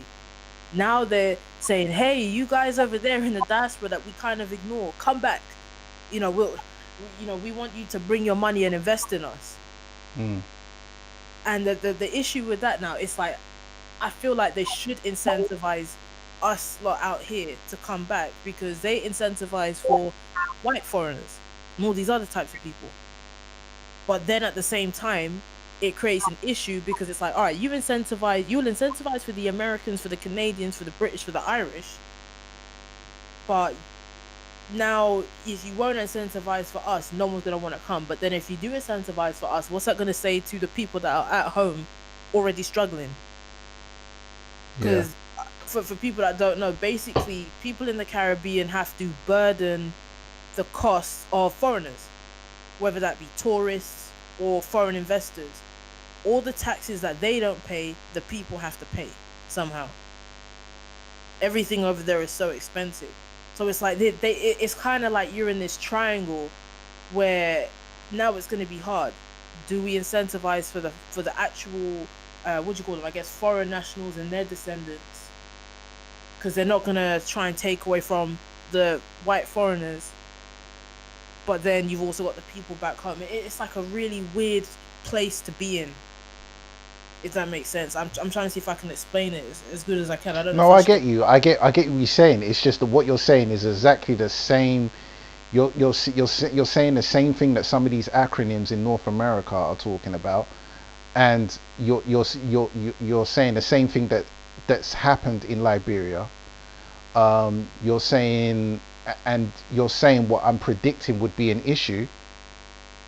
If this was actually to take place, this is what I'm saying. It would be a disaster, and this is what this whole podcast is based on: is exploring what does Pan-Africanism really mean. You see what I'm saying? So yeah, you're on point. You're good.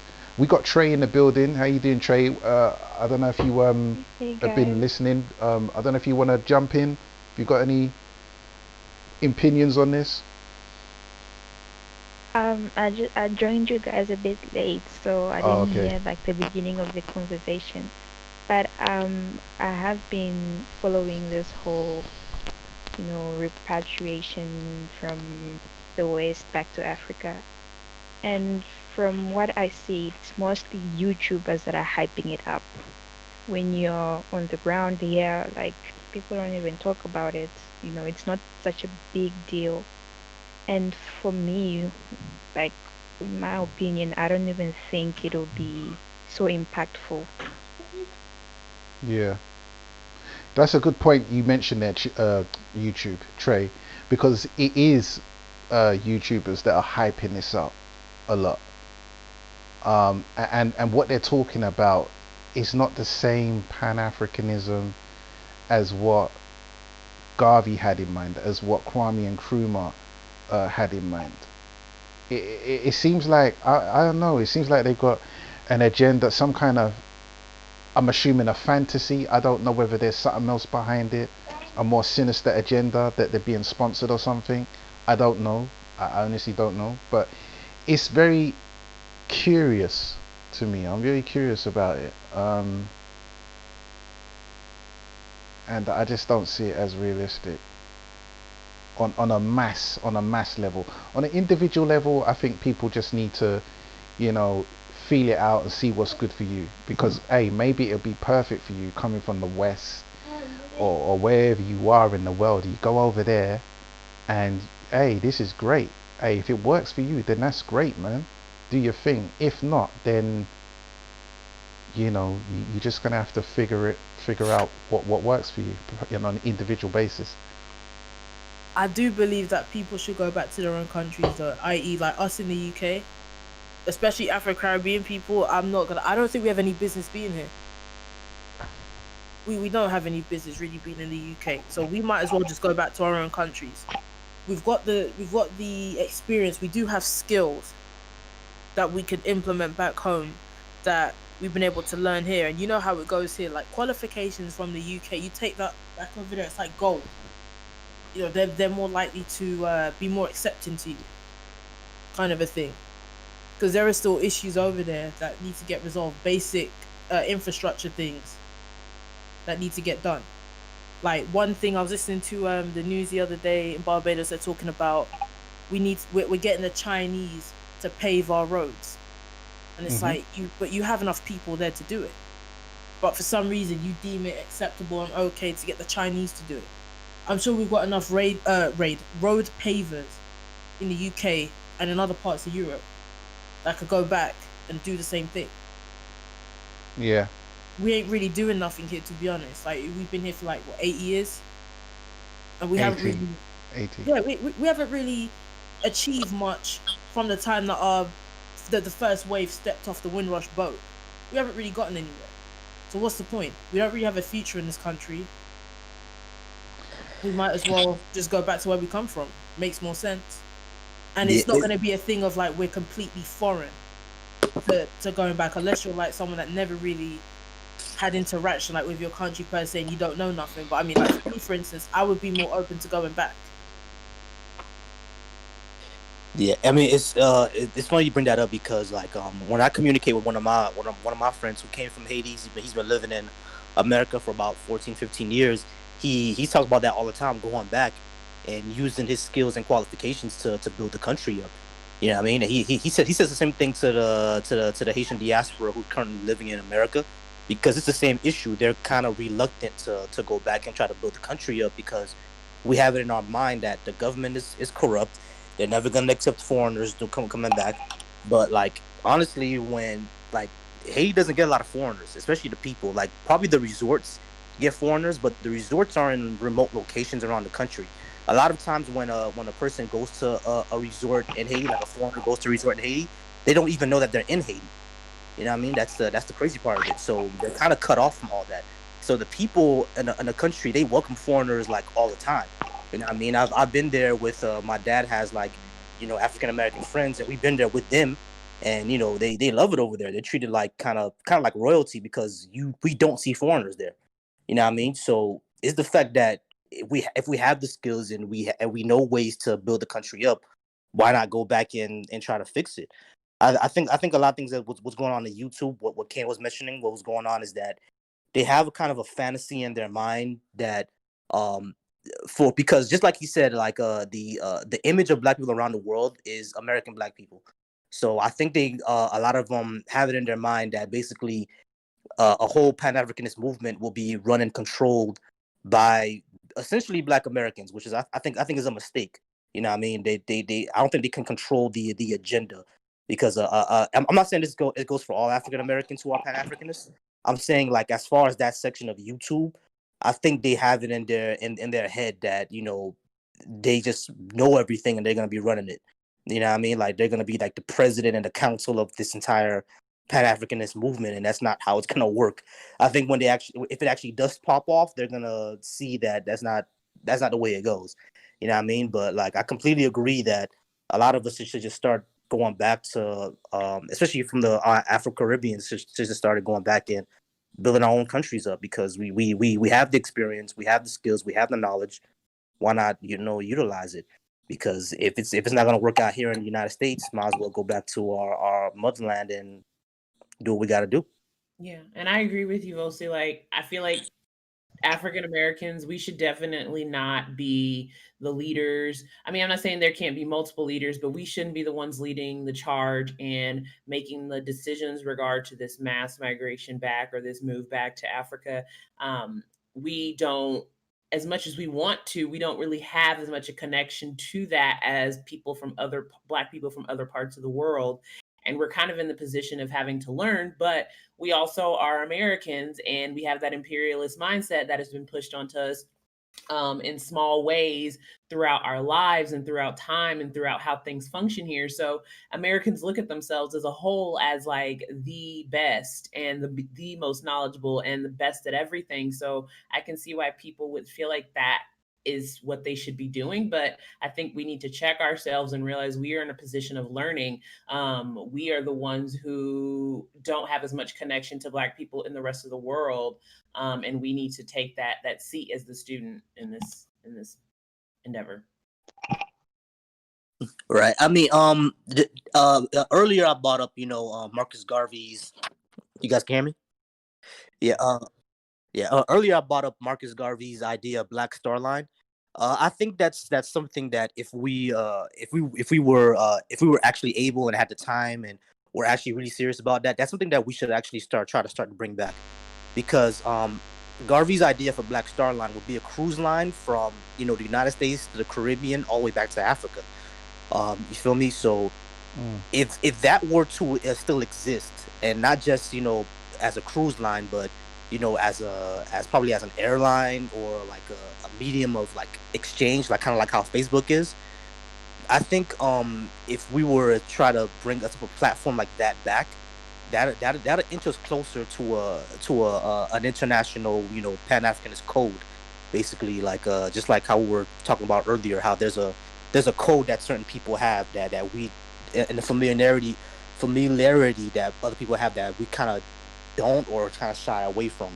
I feel that if we were to bring back that idea of Garvey's Black Star Line, we would inch closer to an international code and back to a Pan-Africanist Congress, which hasn't happened in how many years? About 50 years we haven't had a Pan-Africanist Congress. So I think that's something that we should take into consideration. Probably one of the first steps we should take if we were really to try to bring this back. Yeah, you understand what I'm saying?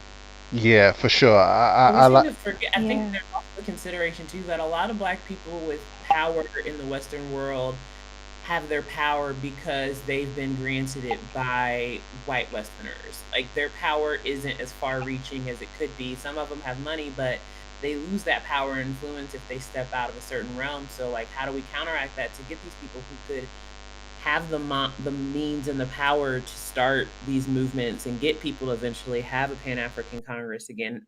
How do we get them on that page when they're still kind of beholden to white slave masters in a way?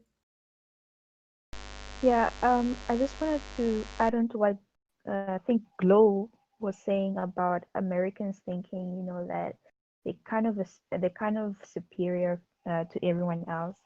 I think like that's very true, because I see some YouTubers, like there's a YouTuber, I think you guys know her, Art Kathy. Yeah, like she comes across as somebody who, like, she thinks she's like the savior of Africa. Like, she has this mentality that she's coming to save Africa, and I find it really annoying. And by watching her videos, I discovered that this whole thing it does not really work, especially if people come with that type of mentality. Like, if you come with that type of mentality, we Africans do not accept that at all, especially if you're another black person. You know, if you're a white person, because of slavery and colonization, maybe they can accept it, but not from another black person. So It's like white savior to black savior. yeah, yeah, they prefer the white savior because that's how our minds have been messed up. So I don't think it'll really work.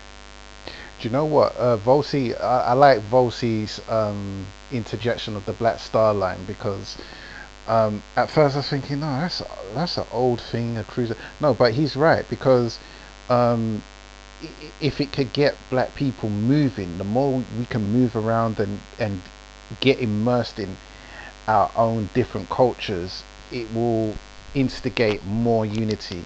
But I would say that a modern, there could be a modernized version of the Black Star Line, and it extends beyond just tourism. It extends now to commerce. So you've got Barbados that's like, okay, so we need what we need roads doing, and we're for some reason we don't think our own people are capable of building the roads. Okay, so let's look to the rest of the black world, so to speak, and employ them.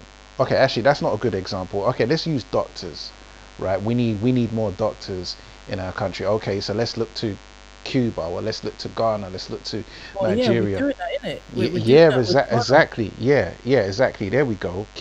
Barbados and Ghana are doing that. I know that the Cuban doctors were in Ghana at one point, and they were also in other parts of West Africa.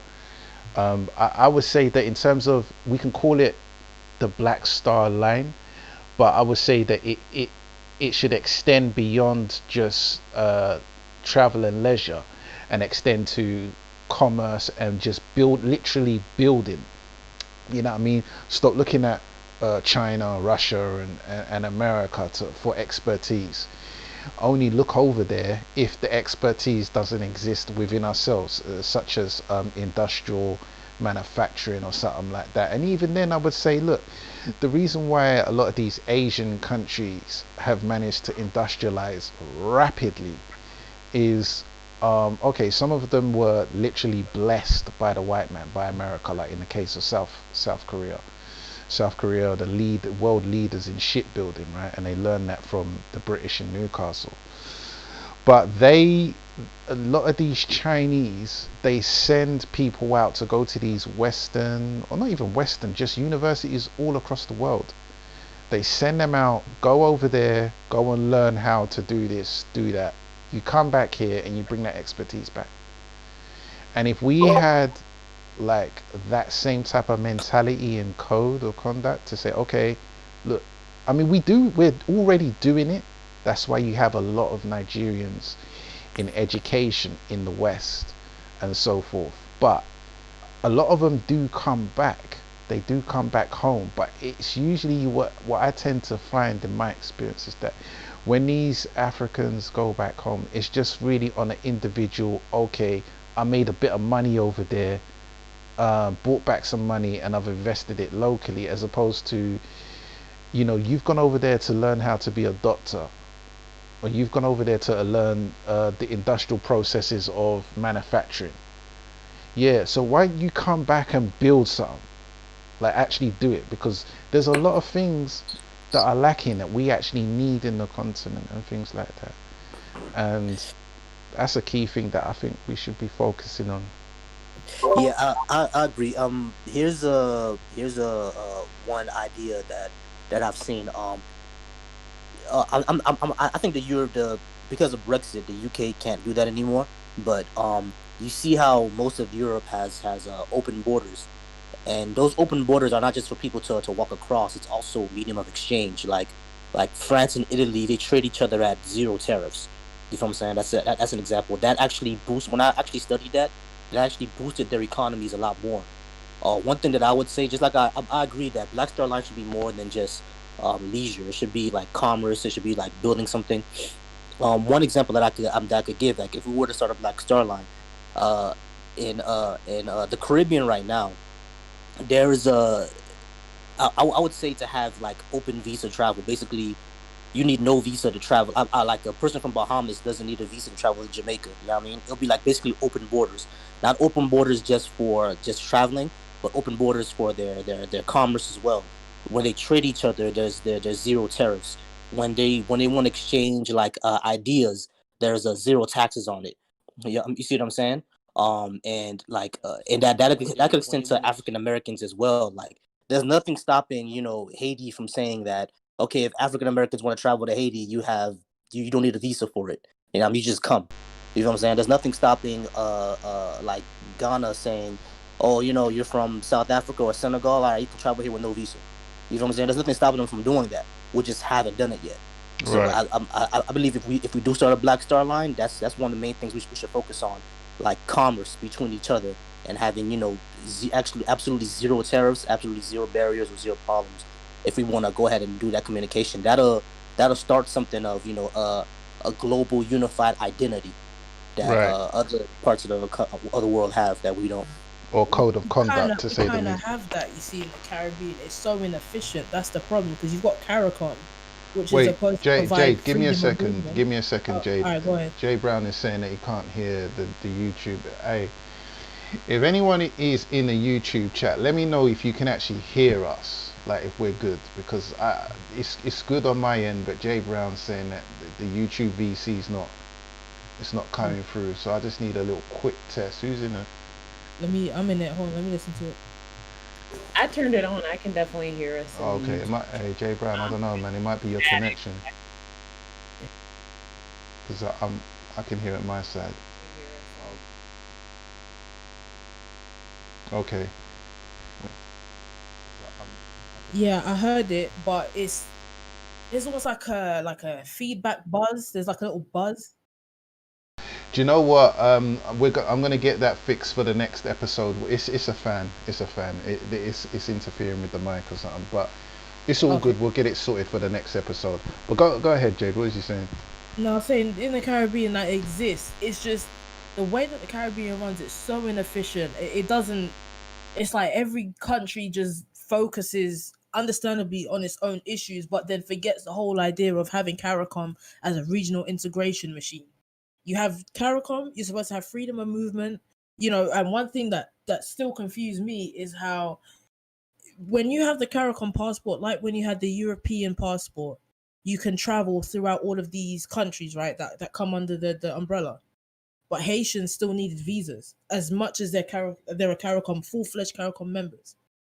Then you've also got the the tariff-free trade and whatnot. You have the CSME, Caribbean Single Market and Economy, but they're so focused on just themselves that it's like they forget about actually coming together and saying, hey, for the benefit of the entire region and everyone that comes under full membership, like we need to actually put our heads together and figure out how we can move products and whatever that we have around the region, because it's not like we don't produce things. We've got virtually everything that we need, you see. And to me it doesn't make sense, and I've said before as well, I feel like there should be some sort of incentive that the CARICOM make to African Americans, but there's going to need to be some kind of I guess a representative body for African Americans to say, hey, look, if you want to come over here, these are the steps you need to take, and this is so that we can get you guys to come over here as well. But again, because of the people that are in place and the way that it is run, and because there's so much foreign influence, things don't get done when they need to be done for our own benefit and for our own purpose. Yeah, and that same argument is the same thing I see in the continent as well, because you know what, in West Africa we do actually have do you know what, I'm a little outdated on this and I've forgotten a lot, but there's something called ECOWAS, which is like border, like you can go any, like if you live in West Africa, you can go to any part of West Africa, and I need to brush up on my knowledge on that. But there is something in place there, and I believe we've got any East Africans in here. I believe there's something similar in East Africa as well, but I'm not qualified to really speak on that because I haven't really got enough information. I see Yeah, how you there's ECOWAS. No, let Tracy go first. I'll come in after, yeah. All right. Yeah, like it's sort of like divided east, south, west, and north. And like if you're in the southern parts of Africa, that's South Africa, Botswana, Zimbabwe, you can move, you can. Sure, what's going on? You can travel. Yeah, sorry. You can travel to the different countries without having a visa. But I don't know what happens. Sometimes they do change the rules, but that's basically it. Like if you're part of the southern part is called SADC, and ECOWAS is in the west of Africa. I don't know about the east, but you can travel free movement by land. You don't need to apply for a visa or anything like that. You just rock up and you get visa on entry. Yeah. I didn't know that. So that's cool. So these things are in place. Just need to fine tune. They are in place. They are in place, but corruption gets involved where Oh yeah, of course. even if you're allowed to enter for free, when you get there, the immigration officers will want their cool drink, or they will want lunch money. So you kind of have to pay. But it's for free. You can travel between borders for free, but you have to twist some hands always in Africa. Yeah, so that's the issue then. Just like Erica was saying, things are just inefficiently ran. There's still corruption in place. They don't have a big focus on I'm guessing commerce, because I'm not sure what the tariffs are in Africa, but like I know in Haiti we still have a lot of taxes on stuff. Like you still got to pay a tariff to bring things in, which is why when the earthquake happened, it was a lot of people still passed away even after the earthquake, because we had a whole bunch of medicine and all that come in, but there was taxes on it, and the people didn't pay the taxes on it, so it couldn't. The medicine just sat there and became expired because whoever sent it over didn't pay the taxes. So, and not only that, once you pay the taxes on it, of course, just like she said, the people who are the immigration officers, they want to get their cut, and it's basically just corruption that's going on. And I think that's one of the main things that stops us. We have such a culture of corruption. I'm speaking to Haiti in particular. I'm not sure if it's the rest of the diaspora, but we have such a culture of corruption, like where everybody needs to get their hand washed. You know what I'm saying? Everybody needs to get their hand shaken. Everybody needs that. You feel what I'm saying? Like it only just it goes from the port official to the immigration officer to the chief of police to the police officer. Everybody needs to have their hand out. Yeah, I mean, and it's basically what it is. They don't even view it as wrong. It's just how it works. You know what I mean? And they don't even see that it's corruption or that it affects them. They just see it as how it works. So that type of culture that I think we need to get rid of, is in particular in Haiti. I'm guessing it's everywhere else as well. But that type of like mindset and culture we need to take care of and we need to get rid of.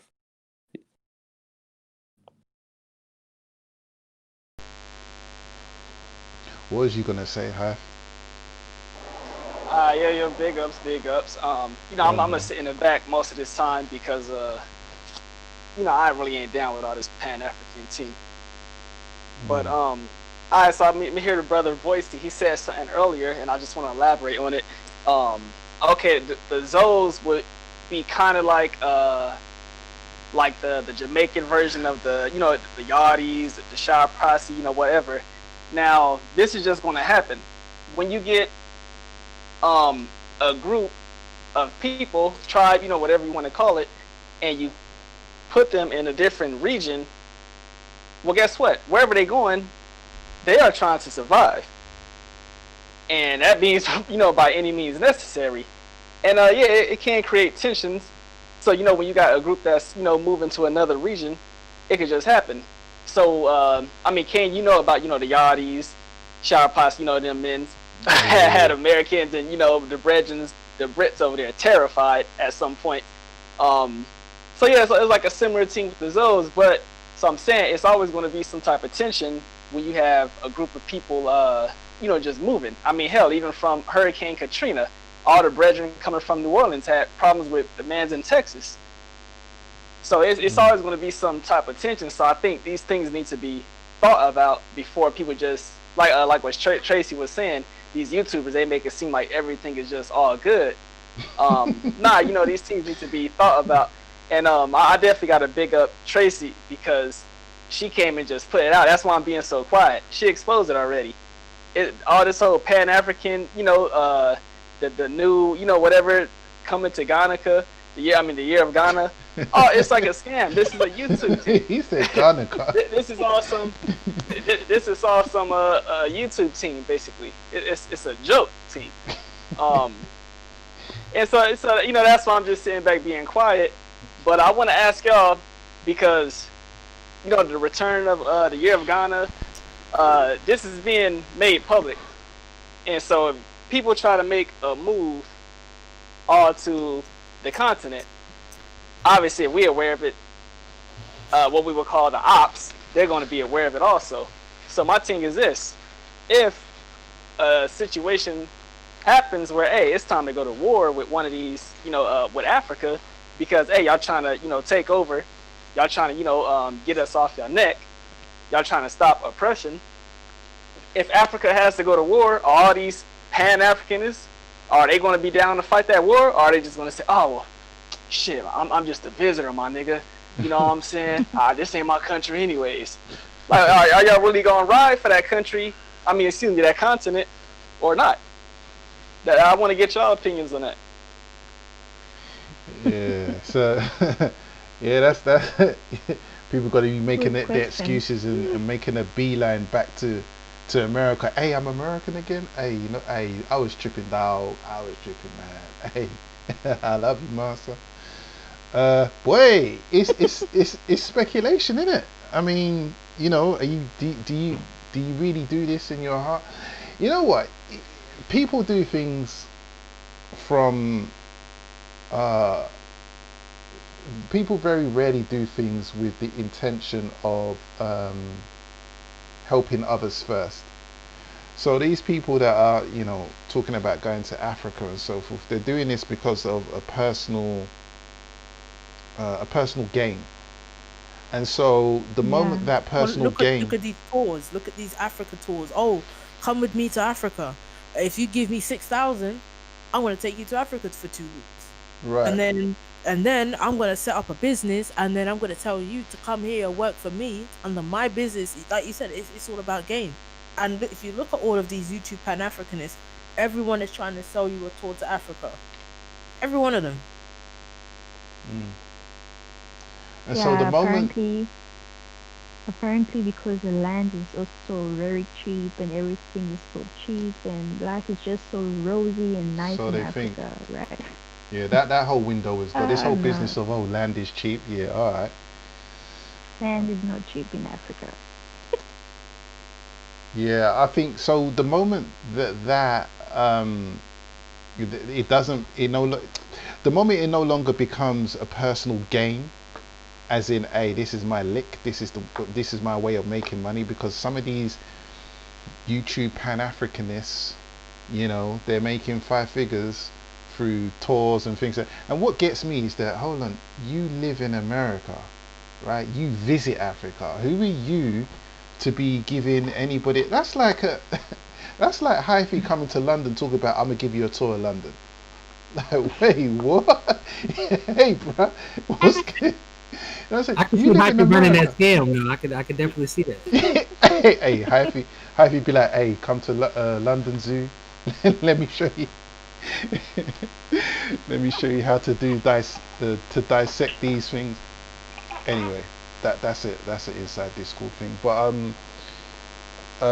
yeah. So these people, they live in America, and they visit Africa. Okay, you might do a month, and you're over there talking about other Americans. Hey, I'll give you a sightseeing tour. Like, How much do you really know about the local cultures and customs for you to now be an authority on educating people on local cultures and customs and so forth? Well, I'm not saying that because they're American or whatever they can't do it. I'm just saying that that's not your reality. It's not like you grew up there. It's, again, you can use that example anywhere. How is it gonna look? I go over to Texas talking about, yeah, I'm gonna give you a tour of Houston. I've been there. Okay, I've been there a couple times before. Now I'm talking about I'll give you a tour to Houston. Like, it just it just don't add up to me. Yeah. And the very fact that like a lot of Africans, the ones who actually like were born in Africa, they don't even want to come back to Africa. So it should say a lot about how it's not a game coming here. It's really just you just don't come here. Oh, I'm going to Africa. Like it really has to be something that you've thought about, calculated, and everything. Because Africa is not for the fainted heart. Like here, it's I don't know. I don't know. I think the YouTubers are really the ones pushing this narrative, and they must also actually show the negative sides of Africa too. Yeah, Because to be balanced. Yeah. yeah, it's really not easy living in Africa. It's not. Even starting a business, it's not that easy.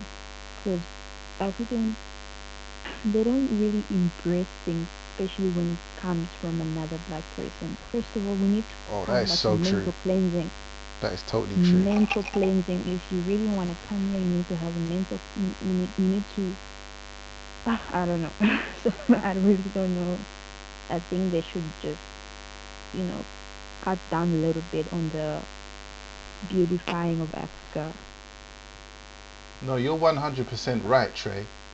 You and I know very well that if you are poor in the continent of Africa, and I say this, when I say Africa, I say this just generally, but if you want me to get specific, I can talk about Ghana and Nigeria.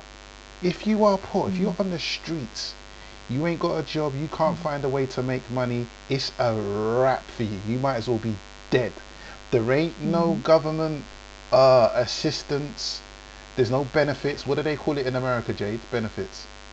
Food stamps. Food stamps.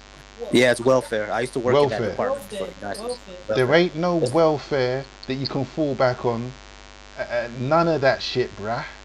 If you're going over there and your shit doesn't work out, then you best save up enough money to go back, or you better think of something, because ain't nobody gonna be coming to save you, you know. That is you on your ass. And I've seen people, poor, destitute people on the streets, and not just Africa, not just black people. I've seen Lebanese, some kind of mulattoes on the streets, like begging, just hustling, just like, I'm talking real dusty foot people on the streets, just, hey, I'm fucked up, I gotta do whatever it is, I'm a human being, it's only my natural instinct to do whatever I can by any means necessary. I don't give a fuck what it is, whether I've got to rob, steal, cheat, whatever. I'm in that position. Yeah. And don't be thinking that you're gonna go over there and I'm gonna do a OnlyFans or a Patreon or join the YouTube the gold membership, and I'm gonna teach you the jumps. Nah, it ain't gonna work like that over there. Man's ain't trying to hear that team, because like King said, why would I want to hear it from you? I'd rather hear it from somebody that's indigenous to the land. And not only that, the internet works completely different over there. You know what I mean? They have completely different versions of the internet. Like whenever I go to Haiti, I gotta walk down the block. I gotta pay somebody. They gotta turn the Wi-Fi on. Then I could jump on, and then I'm only using that Wi-Fi for about an hour. So like it's a completely different internet system. Like it's not like the United States where we just hop on anywhere and then we turn on the internet. Nah, bro. It's just completely different. You feel me? Like I do agree with what y'all saying. I think a lot of them have a romanticized version of what it is. You know what it is, man? It goes back into our colonial mindset, basically, because there's a couple of there's a when I discuss things online, one thing that you would see a lot of white folks say, and they still believe it, is that if we didn't take black people out of Africa, they will still be chucking spears and, dealing with all the disease and the war and stuff like that. Basically, that's what mindset is called white man's burden. Basically, white man's burden is basically that the white man came and saved everybody. You feel me? They believe that not only about Africans, but they believe that about Asians, credibly, and they also believe that about Native Americans, especially. You know what I mean? And I think what it is that it goes back into like black people on this side of the world, especially in America, where we have this mindset of that we just know shit, and we're gonna go over there and we'll be able to lift everybody and save everything is gonna be easy peasy lemon squeezy, and it don't work They that way. call they call that liberating democracy. That's the code word for it. Whenever they come in and basically take over and destroy whatever the fabric is in that particular country, that's what they call it. They don't want a brown country to be able to replicate itself within the region in which they're operating because that's a problem. So that's why they call it liberating democracy. It's formerly known as nation building. We're spreading democracy across the hemisphere. That's what they call it. Yeah. Tanker's right. They're formerly known as nation building. Yeah. Yeah, absolutely right.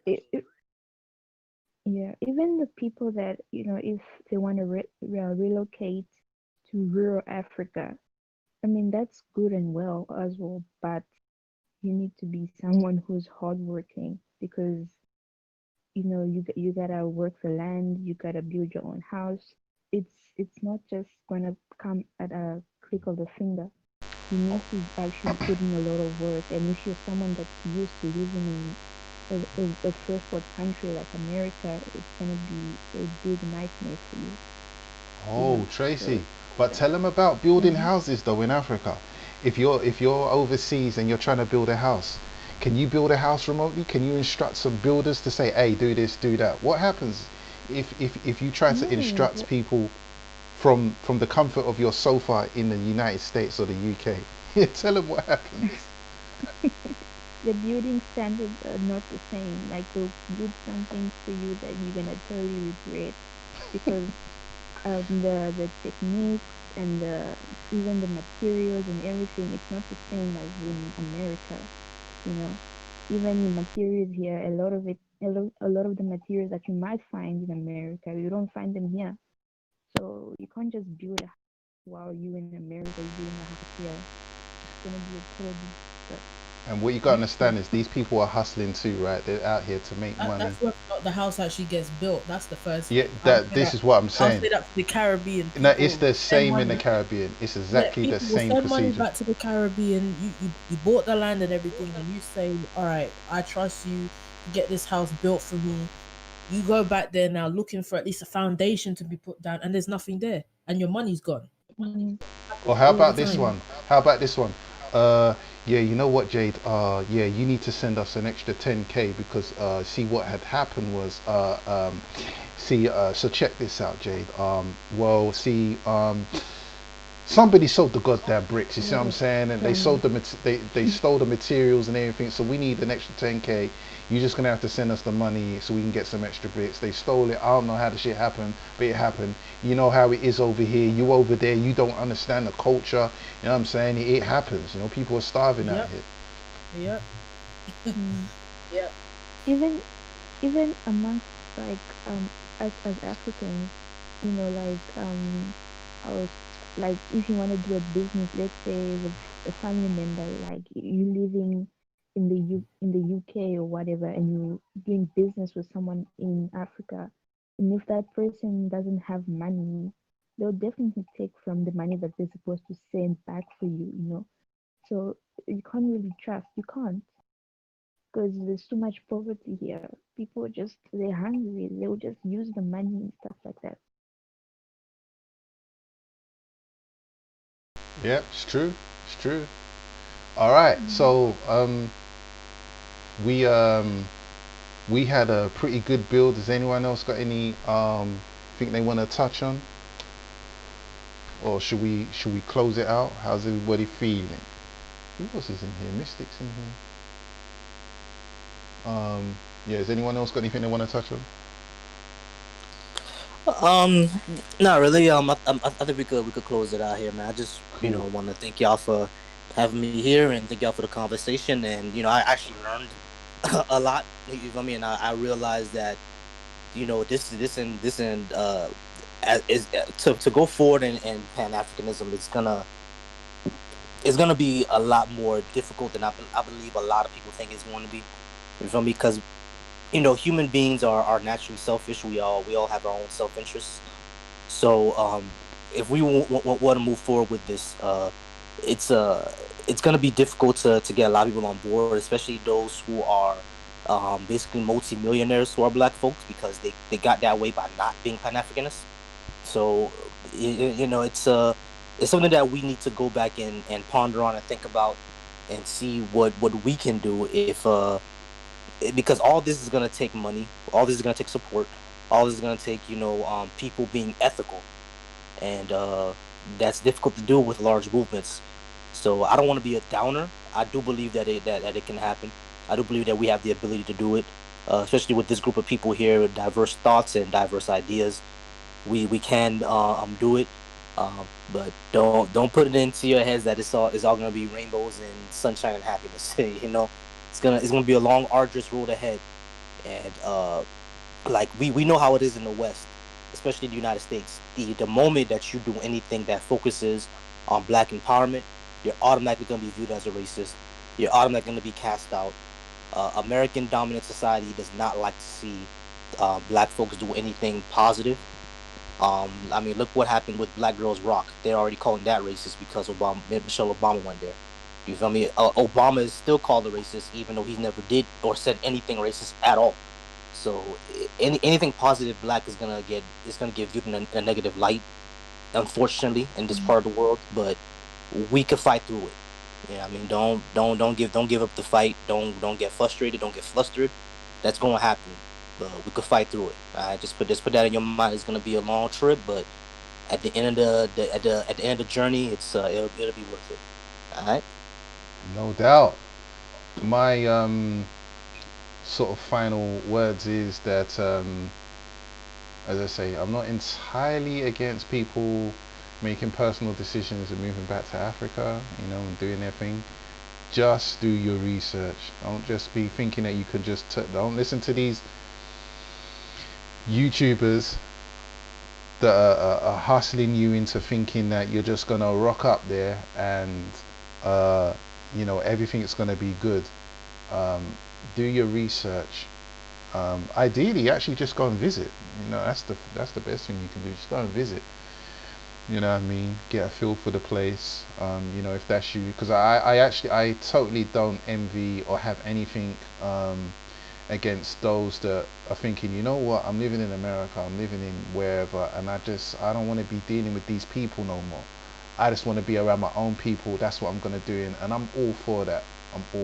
Just when we're doing things, we have to be objective, because all this feel-good rhetoric of the continent is this and that, and we built the Great Wall of China, and we built civilization and melanin, and all this feel-good stuff is counterproductive, right? It's counterproductive, and you need a good healthy balance when it comes to such an important decision that one would take in their life. But yeah, those are my final sort of thoughts on the exploring Pan-Africanism topic. I would advise everyone, if you don't have one, get a passport, do some traveling, talk to people, ask questions. Like, that's really the only way that you learn stuff about other people, is to ask a question. Find out stuff, research. If you don't know, again, ask questions. And yeah, there's no point in being ignorant in 2020. There's no excuse for it. Like, we literally have the biggest resource known to humankind, the internet. Use it. There we go. The biggest resource in human history, the internet. You've got it. Your only problem is deciphering what's bullshit and what is useful. You know what I'm saying? But alright, so this is episode 1 of the Black Diaspora podcast, exploring Pan-Africanism. Hope you enjoyed it. Gotta apologize about some of the technical issues that we had, some buzzing noises and that kind of thing. And for those that have been listening from the beginning, as I understand it, it was silent for about 20 minutes because I had certain channels muted or whatnot.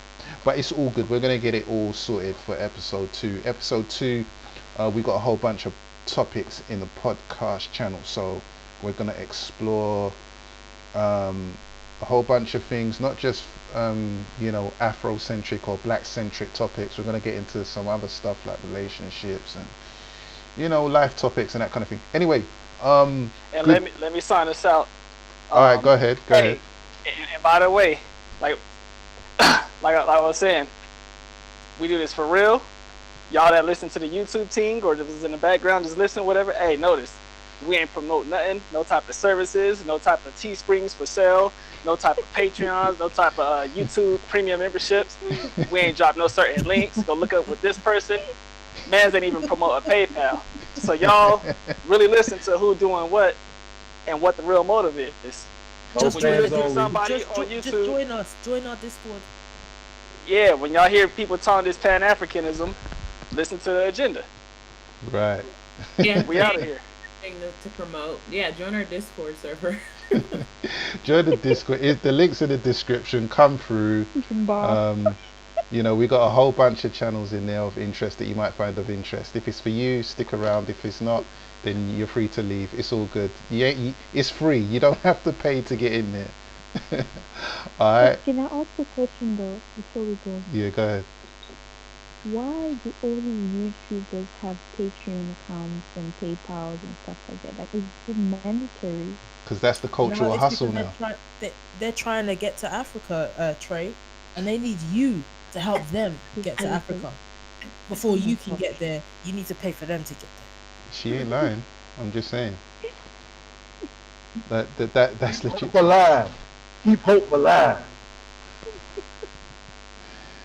So they're trying to get to Africa, and they need you to pay for it. Those preachers, those pastors who are always asking for money, Yeah, Dusty Foot street scholars. Yeah, because think about it. If, you really about trying to help people get back to Africa, okay, why do they got to pay for this information? Because according to you, you need your people to get back to save your whole people. So you trying to tell me they got to pay for that information to keep yourself and everybody else that look like you alive? What we doing?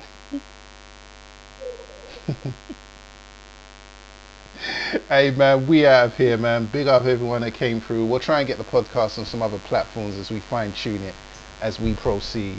Big up everyone that came through on the first episode. We out of here.